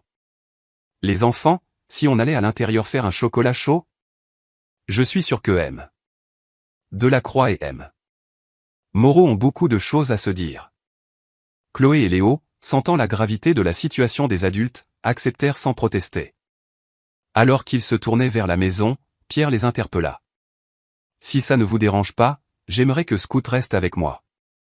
Ça fait longtemps que je ne l'ai pas vu correctement. Manon hocha la tête en signe de compréhension, guidant ses enfants vers le château tout en jetant un dernier regard aux deux hommes debout dans la neige. D'anciens amis réunis par des circonstances qu'aucun n'aurait pu prédire. À l'intérieur, alors qu'elle chauffait du lait sur la cuisinière, Chloé la bombarda de questions. C'est vraiment le milliardaire disparu? Pourquoi a-t-il l'air si différent en personne? Pourquoi a-t-il fait semblant d'être mort? Oui, c'est M. Delacroix, confirma Manon, mesurant la poudre de cacao. Et parfois, les adultes doivent faire des choses difficiles pour protéger les gens qu'ils aiment. Comme quand on a dû quitter notre ancienne maison et papa pour être en sécurité? Demanda Léo innocemment. Le cœur de Manon se serra au parallèle que son fils avait établi. Quelque chose comme ça. Oui, M. Delacroix essayait d'attraper un très méchant homme qui a fait du mal à la famille de M. Moreau. Il a dû faire semblant d'être quelqu'un d'autre pour le faire. Comme un espion. Les yeux de Chloé s'écarquillèrent d'excitation. Un peu comme ça, convint Manon, ne voulant pas révéler les aspects plus troublants de la situation à ses enfants. Pendant qu'ils sirotaient leur chocolat chaud, Manon se positionna près de la fenêtre de la cuisine, qui offrait une vue partielle de l'allée. Jean et Pierre étaient toujours dehors, apparemment en conversation profonde et intense. Scout était assis entre eux, son attention passant de l'un à l'autre pendant qu'ils parlaient. Finalement, les deux hommes se dirigèrent vers la maison, leur langage corporel suggérant que bien que beaucoup de choses restent à résoudre, une trêve fragile avait été établie. La porte de la cuisine s'ouvrit, laissant entrer un souffle d'air froid avec Jean, Pierre et Scout. Le chien alla immédiatement vers Léo, posant sa tête sur les genoux du garçon comme pour chercher du réconfort après la rencontre émotionnelle à l'extérieur. Je crois que nous avons tous du rattrapage à faire, annonça Pierre, enlevant son lourd manteau pour révéler une silhouette mince et des vêtements simples et pratiques qui ne ressemblaient guère à la tenue élégante qu'il portait sur ses portraits. Mais d'abord, je dois une explication à tout le monde. Chloé se redressa. Fait important, nous avons trouvé votre journal, l'informat TL, et la pièce secrète sous la maison. Les sourcils de Pierre se levèrent de surprise. Vraiment? Scout a été bien occupé, en effet. Il jeta un regard affectueux au chien. Il a toujours eu son propre agenda. Le journal a expliqué une partie, dit Jean, sont-on toujours sur la réserve? Mais pas tout. Non, convint Pierre, acceptant le café que Manon lui offrait avec un signe de tête reconnaissant. L'histoire complète est compliquée. Nous avons le temps, dit Manon, jetant un coup d'œil dehors où la neige recouvrait encore le paysage, les isolant du monde extérieur. L'avalanche nous bloque pour au moins un autre jour. Pierre s'installa sur une chaise à la table de la cuisine, sa posture révélant un épuisement profond qu'il avait dissimulé. Alors je vais commencer par le début. Bien que peut-être les enfants. Manon comprit son inquiétude. Chloé, Léo, pourquoi n'iriez-vous pas jouer dans la bibliothèque un moment? Les grands doivent parler de choses importantes. Étonnamment, les deux enfants acceptèrent sans protester. Sentant l'importance du moment, Scout les accompagna, non sans avoir jeté un regard significatif à Pierre qui, une fois de plus, frappa Manon par sa compréhension étrangement humaine. Une fois seul, Pierre commença son récit. Il parla pendant près d'une heure, détaillant comment, après les meurtres de Valérie et Manon, il avait reconnu que la justice conventionnelle n'atteindrait jamais Victor Mercé. L'homme était trop bien connecté, trop protégé par des fonctionnaires corrompus et des subalternes loyaux. Le tournant a été lorsque mon équipe de sécurité a intercepté une menace contre Jean, expliqua Pierre. Mercé ne s'est pas contenté de tuer Valérie et Manon. Il voulait aussi éliminer Jean, comme un message à quiconque pourrait témoigner contre son organisation. Tu ne m'as jamais dit ça, dit doucement Jean. Est-ce que ça aurait fait une différence? Demanda Pierre. Tu étais déjà consumé par l'idée de le trouver. Savoir qu'il te chassait activement ne t'aurait rendu que plus imprudent. Il soupira lourdement. Je ne pouvais pas te perdre aussi, Jean. Pas après tout ce qui s'était passé. Alors, j'ai fait un choix. Le choix, tel que Pierre le décrivit, avait été à la fois désespéré et méticuleusement planifié. Avec l'aide de quelques confidents de confiance, il avait mis en scène sa propre disparition, laissant le monde croire que Victor Mercé avait fait une autre victime. Puis, utilisant des ressources que peu de milliardaires admettraient posséder, Pierre avait créé une nouvelle identité, celle d'un facilitateur de niveau intermédiaire avec des liens avec le crime organisé. Il a fallu près de 2 ans pour établir l'identité de manière suffisamment approfondie pour approcher l'organisation de Mercé, continua Pierre. Une autre année pour gagner assez de confiance pour accéder à des informations significatives. Les 2 dernières années ont été consacrées à tout documenter, chaque transaction, chaque ordre, chaque connexion avec des fonctionnaires corrompus, construisant un dossier en béton que même l'influence de Mercé ne pourrait démanteler. Et maintenant ? Demanda Manon. L'expression de Pierre se durcit. Maintenant, nous avons tout ce dont nous avons besoin. Des dossiers financiers, des témoignages, des conversations enregistrées. Assez pour mettre Mercé à l'ombre pour plusieurs vies et pour faire tomber tous ceux qui le protégeaient. Pourquoi maintenant ? Insista Jean. Pourquoi revenir aujourd'hui spécifiquement ? Parce qu'à partir d'hier, les preuves sont en sécurité auprès des autorités fédérales, hors de portée de Mercé, révéla Pierre. J'ai passé les dernières 24 heures à briefer un groupe de travail spécial. Des arrestations sont en cours au moment où nous parlons. Les lieutenants de Mercé, ses contacts corrompus au sein des forces de l'ordre local, ses protecteurs politiques. Mercé lui-même sera en garde à vue d'ici quelques heures. Et tu es sûr que ça tiendra cette fois ? La voix de Jean contenait des années de déception amère. J'en suis certain, affirma Pierre. Les preuves sont accablantes et j'ai pris des précautions pour m'assurer qu'elles parviennent au public si le processus légal est compromis. Le règne de Mercé prend fin aujourd'hui, Jean. Je t'ai promis justice pour Valérie et Manon. Elle est enfin là. Jean resta assis dans un silence stupéfait. La réalité de ce que Pierre avait accompli s'insinuait lentement. 5 ans d'exil auto-imposé. 5 ans de travail d'infiltration minutieux. 5 ans à laisser son ami le plus proche le croire mort. Tout cela pour tenir une promesse de justice. Pourquoi Scout nous a-t-il amenés ici ? Demanda doucement Manon, brisant le silence. Était-ce juste une coïncidence que nous soyons bloqués pendant la tempête ? L'expression de Pierre s'adoucit alors qu'il regardait vers l'embrasure de la porte où Scout avait disparu avec les enfants. Scout a toujours eu un sens pour ces choses. Mon père disait qu'il avait l'âme d'un ange gardien dans un corps de chien. Un petit sourire effleura ses lèvres. Au fil des ans, il a amené diverses personnes au château. Des voyageurs ayant besoin d'un abri, un randonneur avec une cheville cassée. Mais jamais une famille. Jamais d'enfants. Il essayait d'aider Jean, réalisa Manon. En nous amenant ici, en nous menant au journal, à la pièce cachée. Il voulait que Jean connaisse la vérité avant votre arrivée. Oui, convint Pierre. Et peut-être plus que ça. Scout semble avoir reconnu quelque chose en vous et vos enfants dont Jean avait besoin. Son regard se tourna vers Jean. Depuis combien de temps n'as-tu pas entendu de rire d'enfants dans cette maison ? Jean ne répondit pas, mais la douleur dans ses yeux parlait d'elle-même. Scout a amené votre famille ici pour une raison, Madame Duval, continua Pierre. Et j'ai appris à ne jamais remettre en question son jugement. Nous ne sommes guère une vraie famille, dit doucement Manon. Juste une mère divorcée qui recommence avec 2 enfants. Parfois, les familles que nous choisissons sont plus importantes que celles dans lesquelles nous naissons, répondit Pierre, son regard revenant sur Jean. N'est-ce pas, mon vieil ami ? Une émotion complexe traversa le visage de Jean. Quelque chose entre le chagrin et un pardon réticent. Tu as peut-être raison, concéda Théil. Le premier signe de dégel dans son attitude depuis le retour de Pierre. Le son des rires d'enfants flotta depuis la bibliothèque, ponctué par l'aboiement joueur de Scout. Les 3 adultes se turent, chacun perdu dans ses propres pensées alors que les implications des révélations de la journée s'installaient autour d'eux. Finalement, Jean parla, sa voix rauque d'émotion réprimée. Tu aurais dû me faire confiance, Pierre. J'aurais pu aider.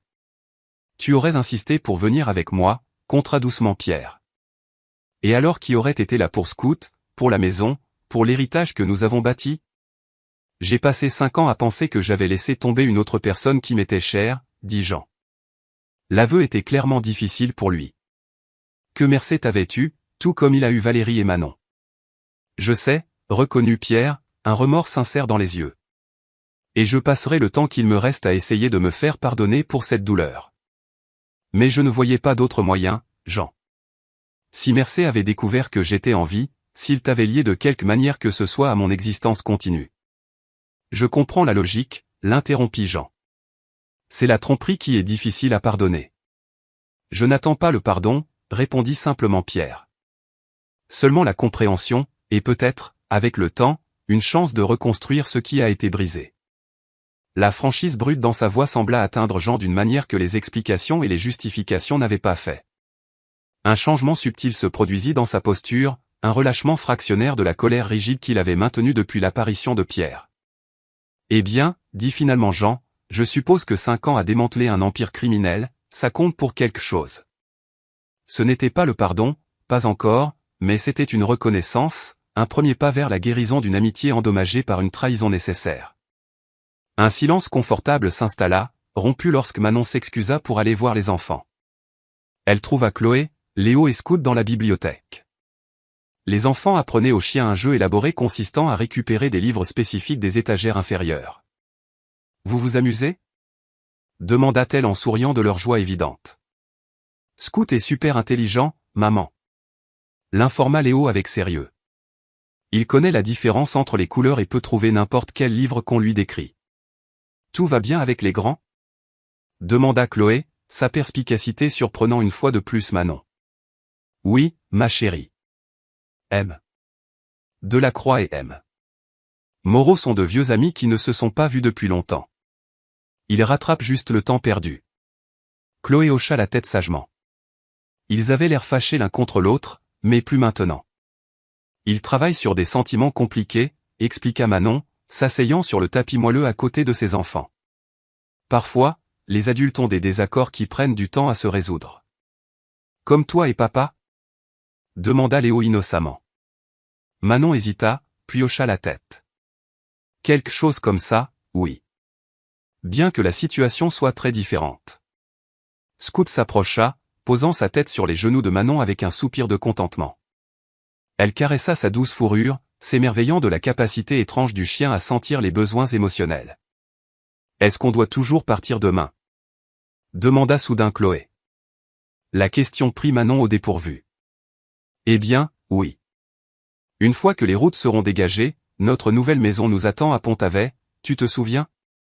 Et je commence mon nouveau travail la semaine prochaine. Les visages des deux enfants s'assombrirent, bien qu'ils hochèrent la tête en signe de compréhension.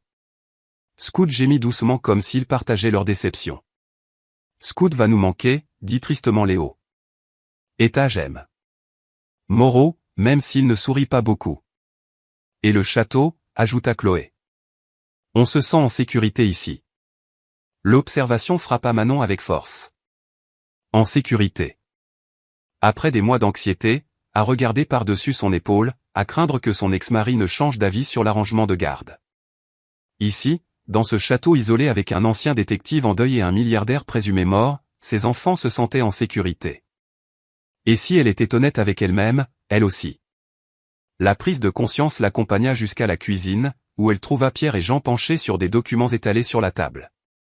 Des preuves de la pièce cachée, maintenant mises en lumière. Ils levèrent les yeux à son entrée, Pierre avec chaleur, et Jean avec ce qui aurait pu être le premier vrai sourire qu'elle voyait de lui. « Tout va bien ?» demanda Jean, remarquant son expression pensive. « Oui, dit lentement Manon.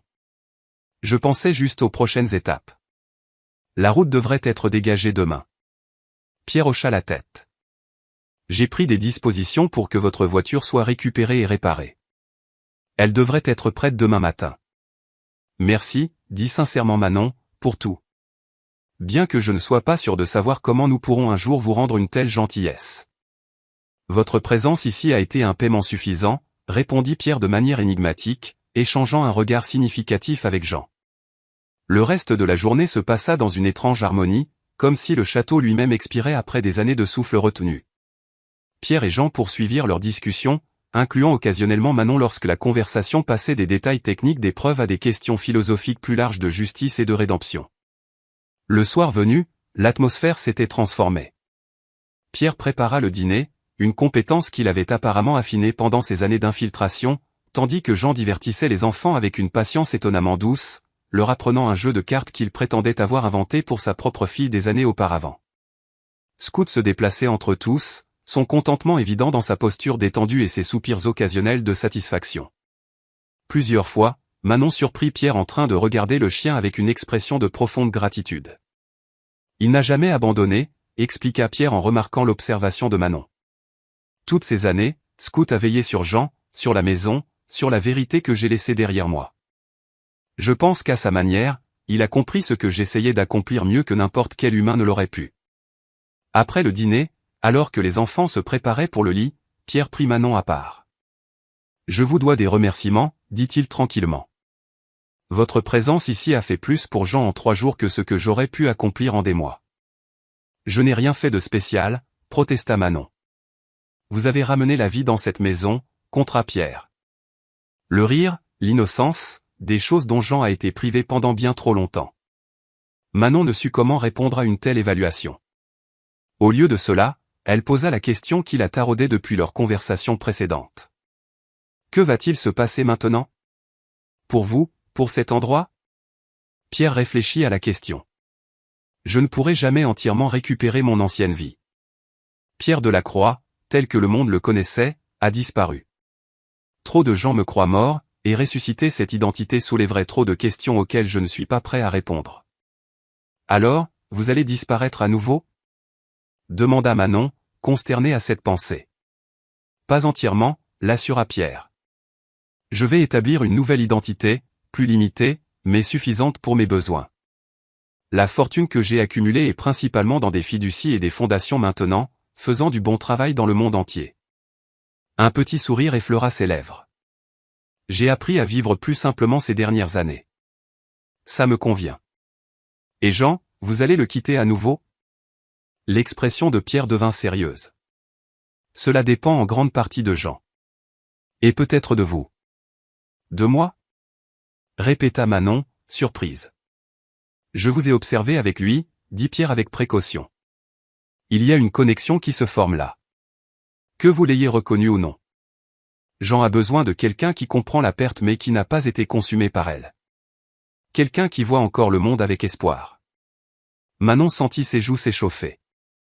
Vous interprétez trop une connaissance très brève, monsieur Delacroix.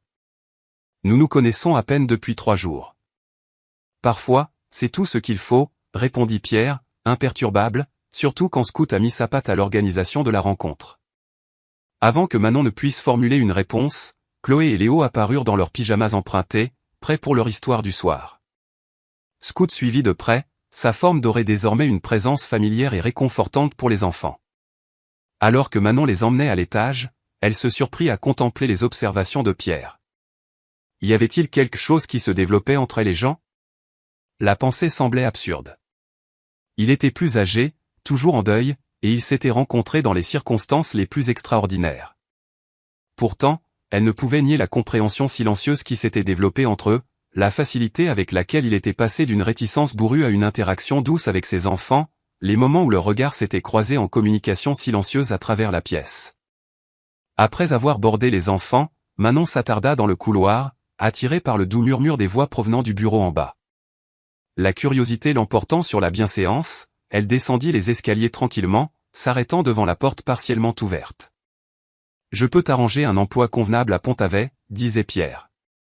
Du travail de consultant, une évaluation de sécurité, quelque chose qui utiliserait tes compétences sans nécessiter une attention publique.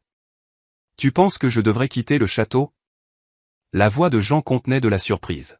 « Après toutes ces années, je pense que tu devrais envisager de vivre à nouveau, pas seulement d'exister, répondit doucement Pierre.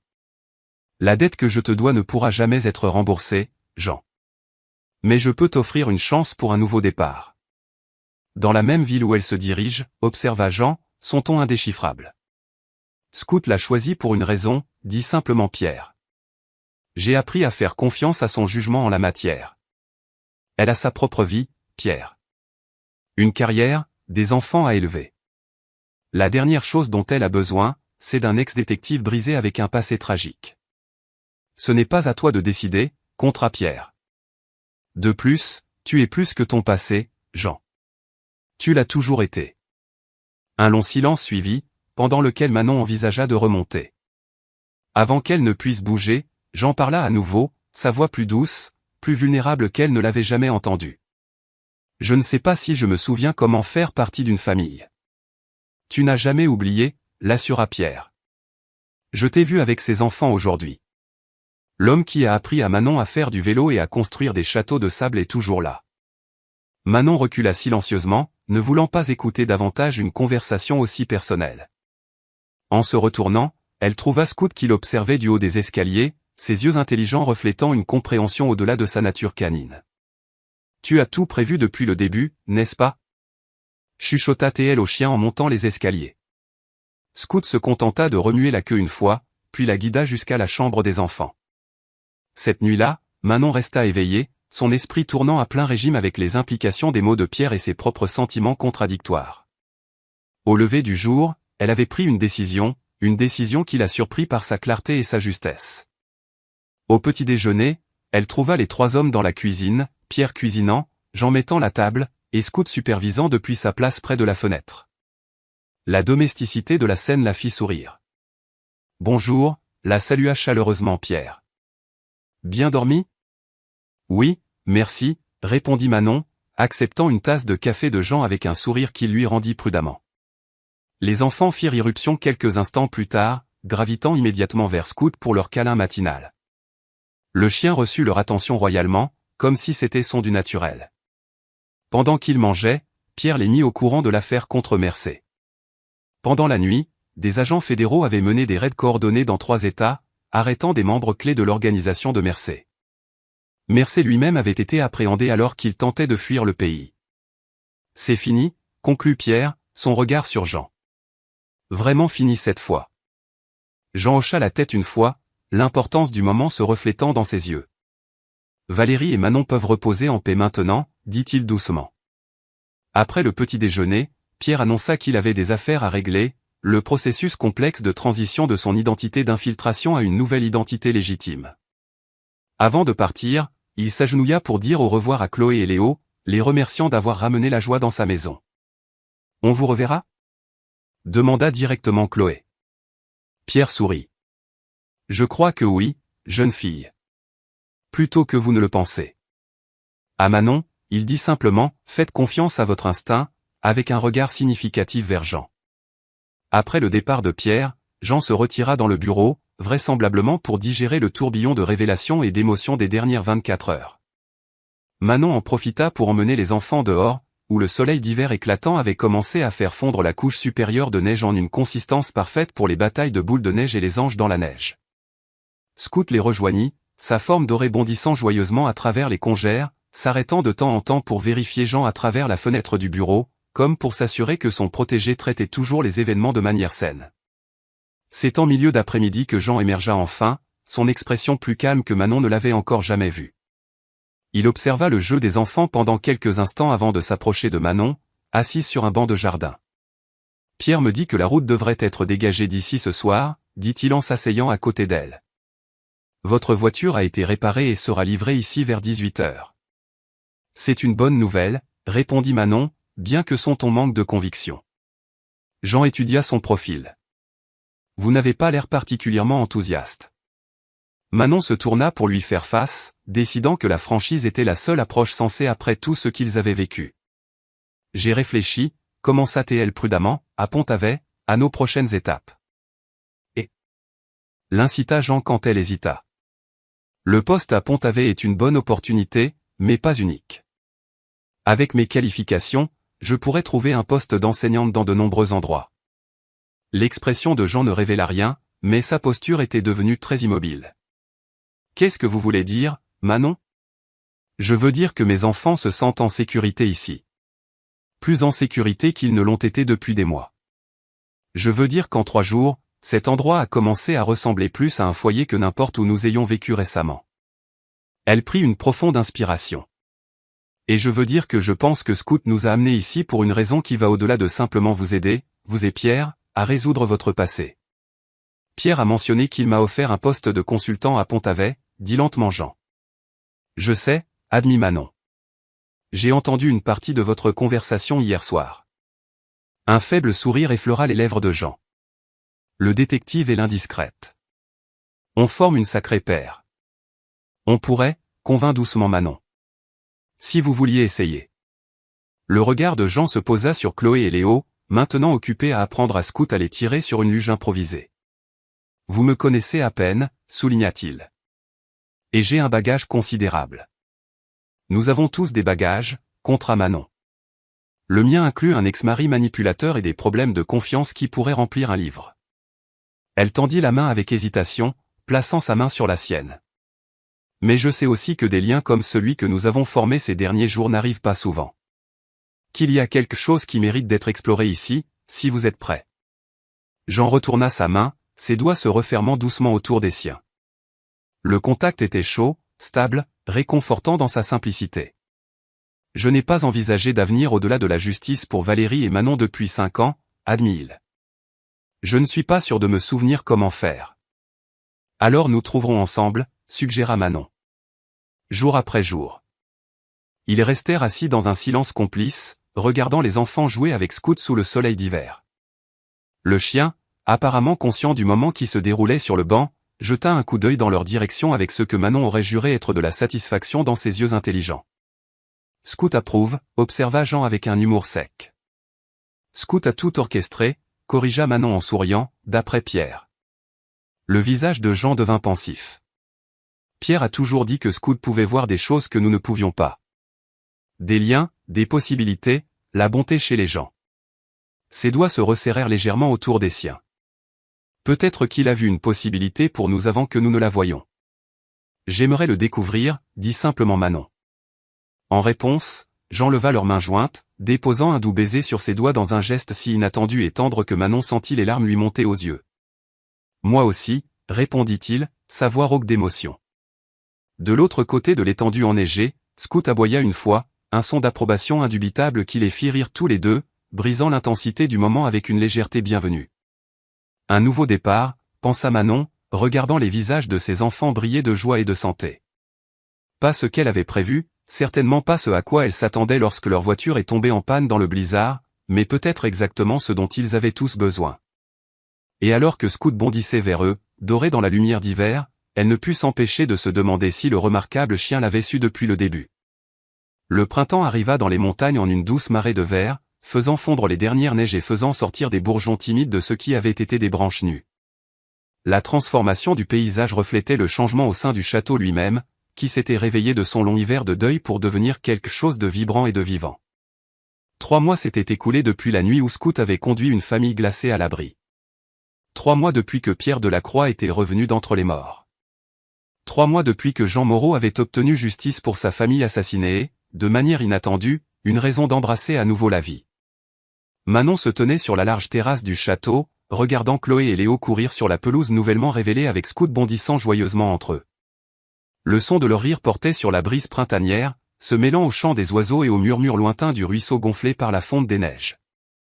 Je donnerais cher pour savoir à quoi tu penses, la voix de Jean retentit derrière elle, suivie par la douce pression de ses mains sur ses épaules.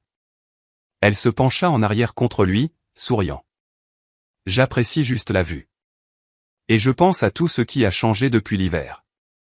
Des regrets? Demanda Jean, la question légère, mais avec un sous-entendu de véritable inquiétude. Manon se tourna pour lui faire face, constatant la remarquable transformation que 3 mois avaient opérée. La tension perpétuelle qu'il portait s'était apaisée, la carapace défensive s'était fissurée pour révéler l'homme en dessous. Il souriait plus maintenant.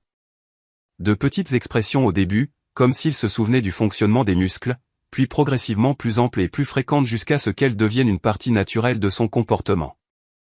Pas un seul, l'assura-t-elle. C'était la bonne décision pour nous tous. La décision de rester avait évolué naturellement après leur conversation dans la neige. Manon avait contacté l'école de Pont-Avet, expliquant que des circonstances imprévues l'obligeaient à refuser le poste.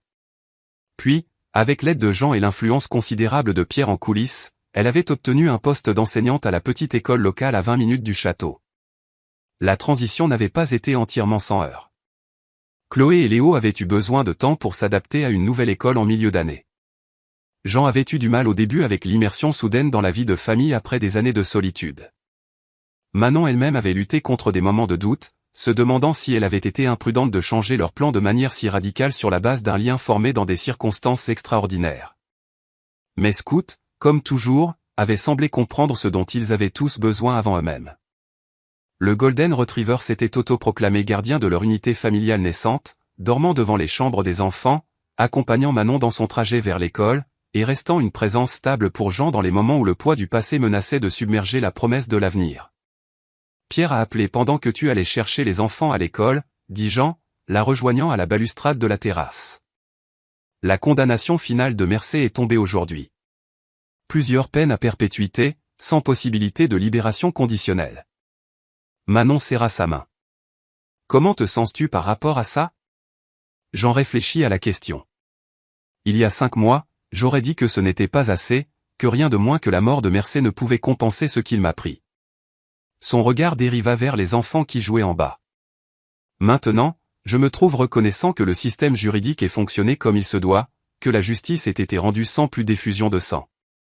Valérie et Manon seraient fiers de toi, dit doucement Manon, sachant qu'ils pouvaient maintenant entendre leur nom sans tressaillir. Je pense qu'elle le serait, convint Jean, l'acceptation dans sa voix marquant une autre étape de sa guérison. Pierre a suggéré que nous plantions un jardin commémoratif pour elle cet été. Quelque chose de beau qui garde leur mémoire vivante sans consacrer le deuil. Je pense que c'est une merveilleuse idée, dit Manon, imaginant un espace rempli de fleurs et de lumière, un contraste frappant avec le granit froid d'un mémorial traditionnel. Il a aussi mentionné qu'il finalise les papiers pour sa nouvelle identité. Marc Dubois, conseiller en investissement semi-retraité. Une pointe de son ancien humour sec toucha l'expression de Jean. Apparemment, je dois être présenté comme son associé de longue date si quelqu'un demande.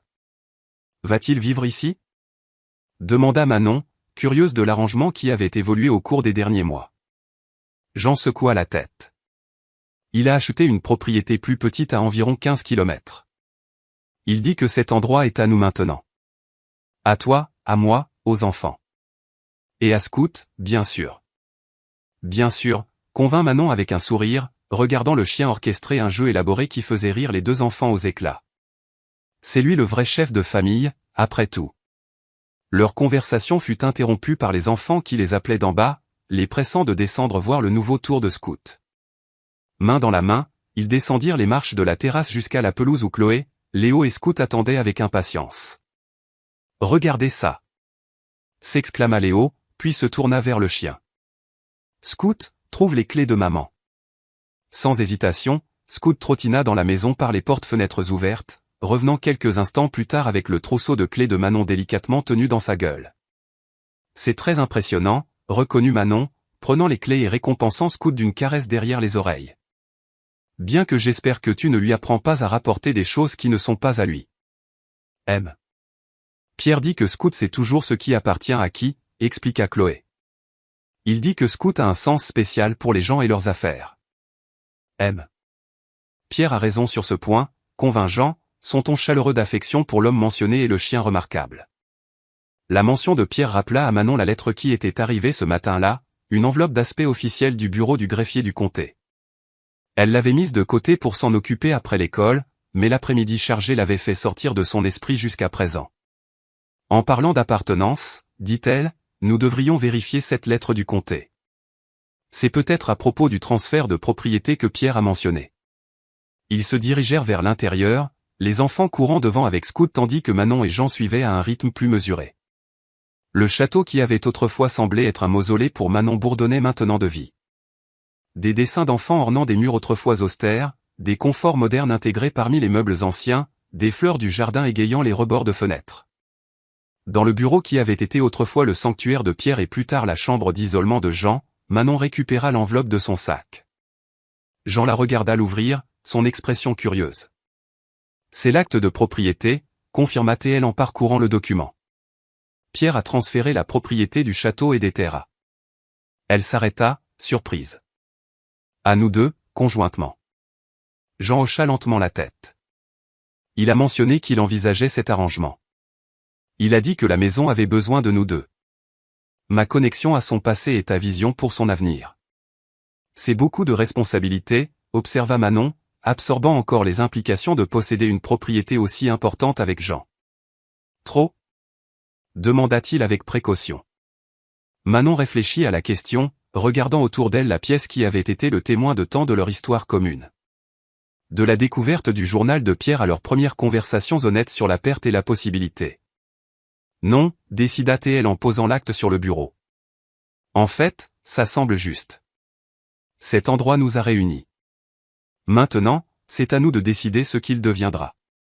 Le sourire de Jean atteignit ses yeux, les ombres qui les avaient hantés si longtemps maintenant remplacées par un espoir prudent. Et qu'est-ce que tu aimerais qu'il devienne ? Un vrai foyer, répondit Manon sans hésitation. Un foyer où les enfants peuvent grandir en se sentant en sécurité et aimés. Où nous pouvons construire quelque chose de durable ensemble. Elle hésita, puis ajouta doucement, ou peut-être, un jour, notre famille pourrait s'agrandir. L'expression de Jean changea. La surprise laissant place à quelque chose de plus profond. Tu veux d'autres enfants ? Je suis ouverte à la possibilité, admit Manon. Si c'est quelque chose que tu pourrais vouloir aussi, un jour. Avant que Jean ne puisse répondre, Scout entra dans le bureau, suivi de Chloé et Léo, qui avaient mis leurs vêtements de jeu. Le chien portait quelque chose dans sa gueule, une petite boîte en velours que Manon ne reconnut pas. Scout a trouvé ça dans ton tiroir, annonça Chloé innocemment. Il a beaucoup insisté pour le sortir.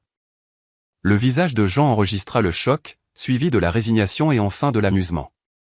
Je vois que Scout a décidé du moment, dit-il sèchement, acceptant la boîte de la gueule douce du chien. Le moment pourquoi ? Demanda Manon, bien qu'un soupçon flottant ait déjà pris racine dans sa poitrine. Plutôt que de répondre directement, Jean se tourna vers les enfants. Est-ce que ça vous irait que votre maman et moi rendions notre famille officielle ? Demanda-t-il, son ton sérieux mais doux. Que je fasse partie de votre famille de manière permanente ? Les yeux de Chloé s'écarquillèrent de compréhension. Tu veux dire, comme se marier ? Exactement comme ça, confirma Jean. Si votre maman est d'accord, bien sûr. Léo considéra cela avec la franchise d'un enfant de 5 ans. Tu serais notre papa alors ? Pas pour remplacer votre père, clarifia soigneusement Jean. Mais comme une autre personne qui vous aime et veut t'aider à prendre soin de vous. Comme un papa en plus. Je pense que ce serait bien, décida Léo après un moment de réflexion. Scout t'aime beaucoup, et c'est un très bon juge de caractère. Un grand compliment, en effet. Jean sourit, puis se tourna vers Chloé pour son verdict. La fillette de 7 ans l'étudia avec une maturité surprenante. Tu rends maman heureuse, observa-t-elle. Et tu racontes de bonnes histoires, et tu ne cries jamais, même quand tu es contrarié. Je vote oui. L'expression de Jean s'adoucit de gratitude avant qu'il ne se tourne enfin vers Manon, qui avait regardé l'échange avec une émotion croissante. J'avais prévu de faire ça de manière plus formelle, admit-il en ouvrant la boîte en velours pour révéler une bague de fiançailles vintage avec un modeste diamant flanqué de saphir. C'était la bague de sa grand-mère. Pas particulièrement précieuse, mais très aimée. Elle est magnifique, chuchota Manon, les larmes menaçant de couler. Jean prit sa main, la sienne remarquablement stable. Je sais que notre début a été inhabituel, que la plupart des gens diraient que 3 mois, c'est trop tôt pour prendre ce genre d'engagement. Mais je pense que quand on a vécu le genre de perte que nous avons tous les deux vécu, on apprend à reconnaître une connexion authentique quand on la trouve. Il prit une profonde inspiration, ses yeux ne quittant jamais les siens. Manon Duval, toi et tes enfants avez ramené la vie dans cette maison et dans mon cœur alors que je pensais que les deux étaient irrécupérables. Je t'aime, et j'aime Chloé et Léo. Je veux passer le temps que nous avons à construire une famille ensemble. Si tu veux bien de moi. Manon était vaguement consciente des enfants qui regardaient avec de grands yeux et de Scout assis en alerte, sa queue balayant le sol en l'encous anticipateur. Mais surtout, elle voyait Jean, l'homme qui avait ouvert sa maison à des étrangers dans une tempête, qui avait partagé son passé douloureux et embrassé la possibilité d'un nouvel avenir, qui avait montré à ses enfants de la gentillesse et de la patience quand ils en avaient le plus besoin. Oui, dit-elle simplement, la joie montant en elle comme la sève printanière dans les arbres dormants en hiver. Oui, je veux bien de toi. Le sourire de Jean s'épanouit, plein et sans retenue, alors qu'il lui glissait la bague au doigt. Avant qu'il ne puisse se relever de sa position agenouillée, les deux enfants se jetèrent sur lui dans des étreintes exubérantes qui le firent presque basculer en arrière. Scout se joignit à la célébration, aboyant joyeusement et tournant autour du groupe avec une approbation évidente. Plus tard ce soir-là, après que les enfants se furent endormis et que l'excitation se fut calmée en une lueur confortable, Manon et Jean s'assirent sur la terrasse, regardant les étoiles émerger au-dessus des montagnes. Scout était couché à leurs pieds, sa tête dorée reposant contentement sur ses pattes. « Avais-tu prévu de faire ta demande aujourd'hui » demanda Manon, admirant comment la bague vintage captait la douce lumière extérieure. Jean gloussa. « J'ai la bague depuis des semaines, attendant le bon moment. Je pensais peut-être ce week-end, lors de notre pique-nique au bord du lac. » Il jeta un coup d'œil à Scout avec une fausse accusation.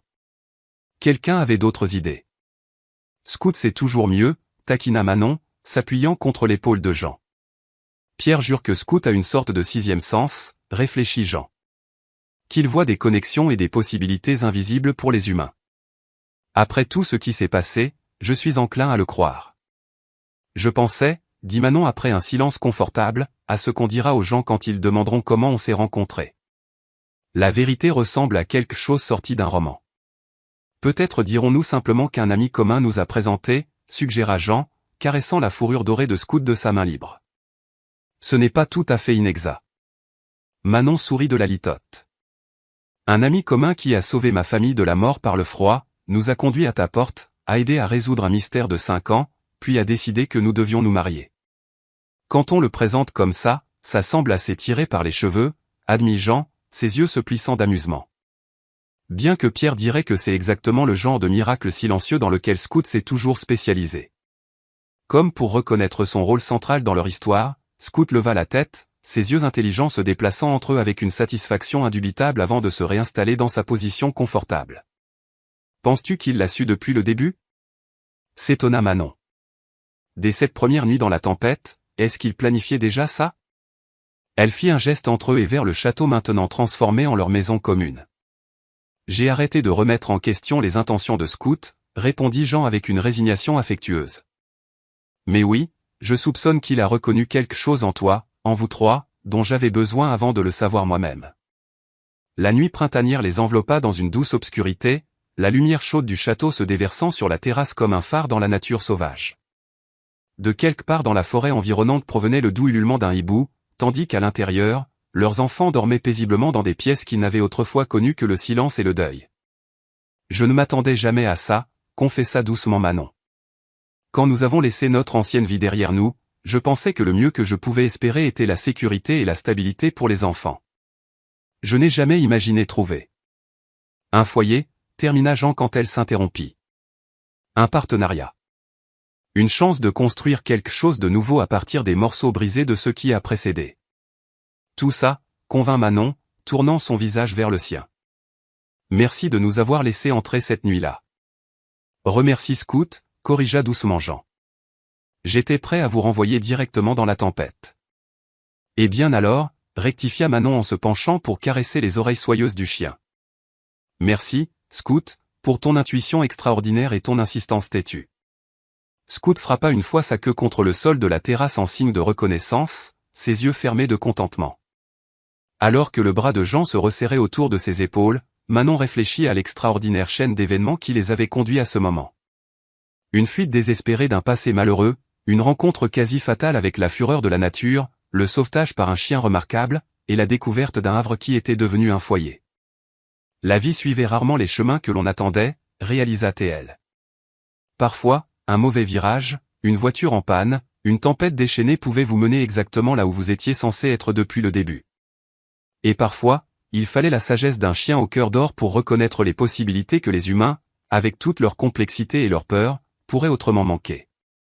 À l'intérieur du château qui avait été témoin de tant de douleur et de renouveau, deux enfants qui avaient connu l'instabilité dormaient maintenant en sécurité, sachant qu'ils étaient chéris.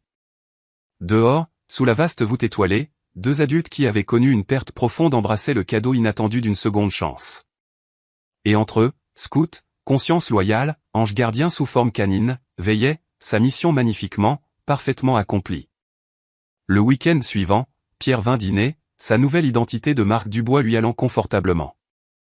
Il apporta des cadeaux pour les enfants et une bouteille de champagne pour célébrer les fiançailles, mais ses yeux s'illuminèrent le plus vivement à la vue de Scout l'accueillant à la porte avec une joie indubitable. « Tu as bien travaillé, mon vieil ami », entendit Manon le murmurer au chien alors qu'il se promenait dans le jardin après le dîner. Mieux que je n'aurais pu l'imaginer. Scout caracolait aux côtés de son maître d'origine avec une fierté évidente, jetant de temps en temps un coup d'œil en arrière pour s'assurer que sa nouvelle famille était toujours en vue. Cette nuit-là, alors que la maison s'installait dans un sommeil paisible, Manon s'arrêta près de la fenêtre de la chambre principale, contemplant les montagnes éclairées par la lune. Jean la rejoignit, l'enlaçant par derrière. « Tu admires encore la vue » demanda-t-il doucement. « J'admire notre vie », corrigea Manon. « Et je pense à quel point nous sommes passés près de ne jamais la trouver. » Scout n'aurait pas permis ça, répondit Jean avec une conviction absolue. Il aurait trouvé un autre moyen de nous réunir. Comme s'il était convoqué par leur conversation, Scout apparut dans l'embrasure de la porte, vérifiant une dernière fois avant de se retirer à son poste autoproclamé devant les chambres des enfants. « Bonne nuit, gardien », l'appela doucement Manon. « Et merci. » Scout remua la queue une fois en signe de reconnaissance avant de s'éloigner dans le couloir, sa forme dorée captant le clair de lune comme une promesse rendue visible, de protection, de connexion, et du pouvoir extraordinaire de l'amour à transformer les vies lorsqu'il arrive dans des paquets inattendus. Dehors, le vent printanier portait l'odeur de nouveaux départs à travers les montagnes. Tandis qu'à l'intérieur, une famille née du hasard, du choix et de l'intervention d'un chien remarquable reposait en sécurité, sachant qu'elle était exactement là où elle devait être. La vie nous mène souvent sur des chemins inattendus, n'est-ce pas? Tout comme Manon et ses enfants, nous nous trouvons parfois face à ce qui semble être une situation impossible, pour découvrir qu'elle nous mène en fait vers quelque chose d'extraordinaire. J'aimerais savoir ce que vous avez pensé de la capacité remarquable de Scout à réunir ces personnes brisées. Croyez-vous que certains animaux ont une intuition spéciale pour les gens et leurs besoins? Avez-vous déjà vécu une rencontre ou un événement inattendu qui a changé le cours de votre vie? Partagez vos pensées dans les commentaires ci-dessous, vos histoires de bénédictions inattendues, de rencontres fatidiques, ou même des animaux spéciaux qui ont touché votre vie. Votre expérience pourrait être exactement ce qu'un autre spectateur a besoin d'entendre aujourd'hui. Et avant de partir, quel a été votre moment préféré dans le voyage de Scout pour créer cette nouvelle famille? Merci de nous avoir rejoints pour ce voyage à travers la perte, la découverte et le renouveau. Jusqu'à notre prochaine histoire, souvenez-vous que même dans votre tempête la plus sombre, un guide inattendu pourrait vous mener exactement là où vous devez aller.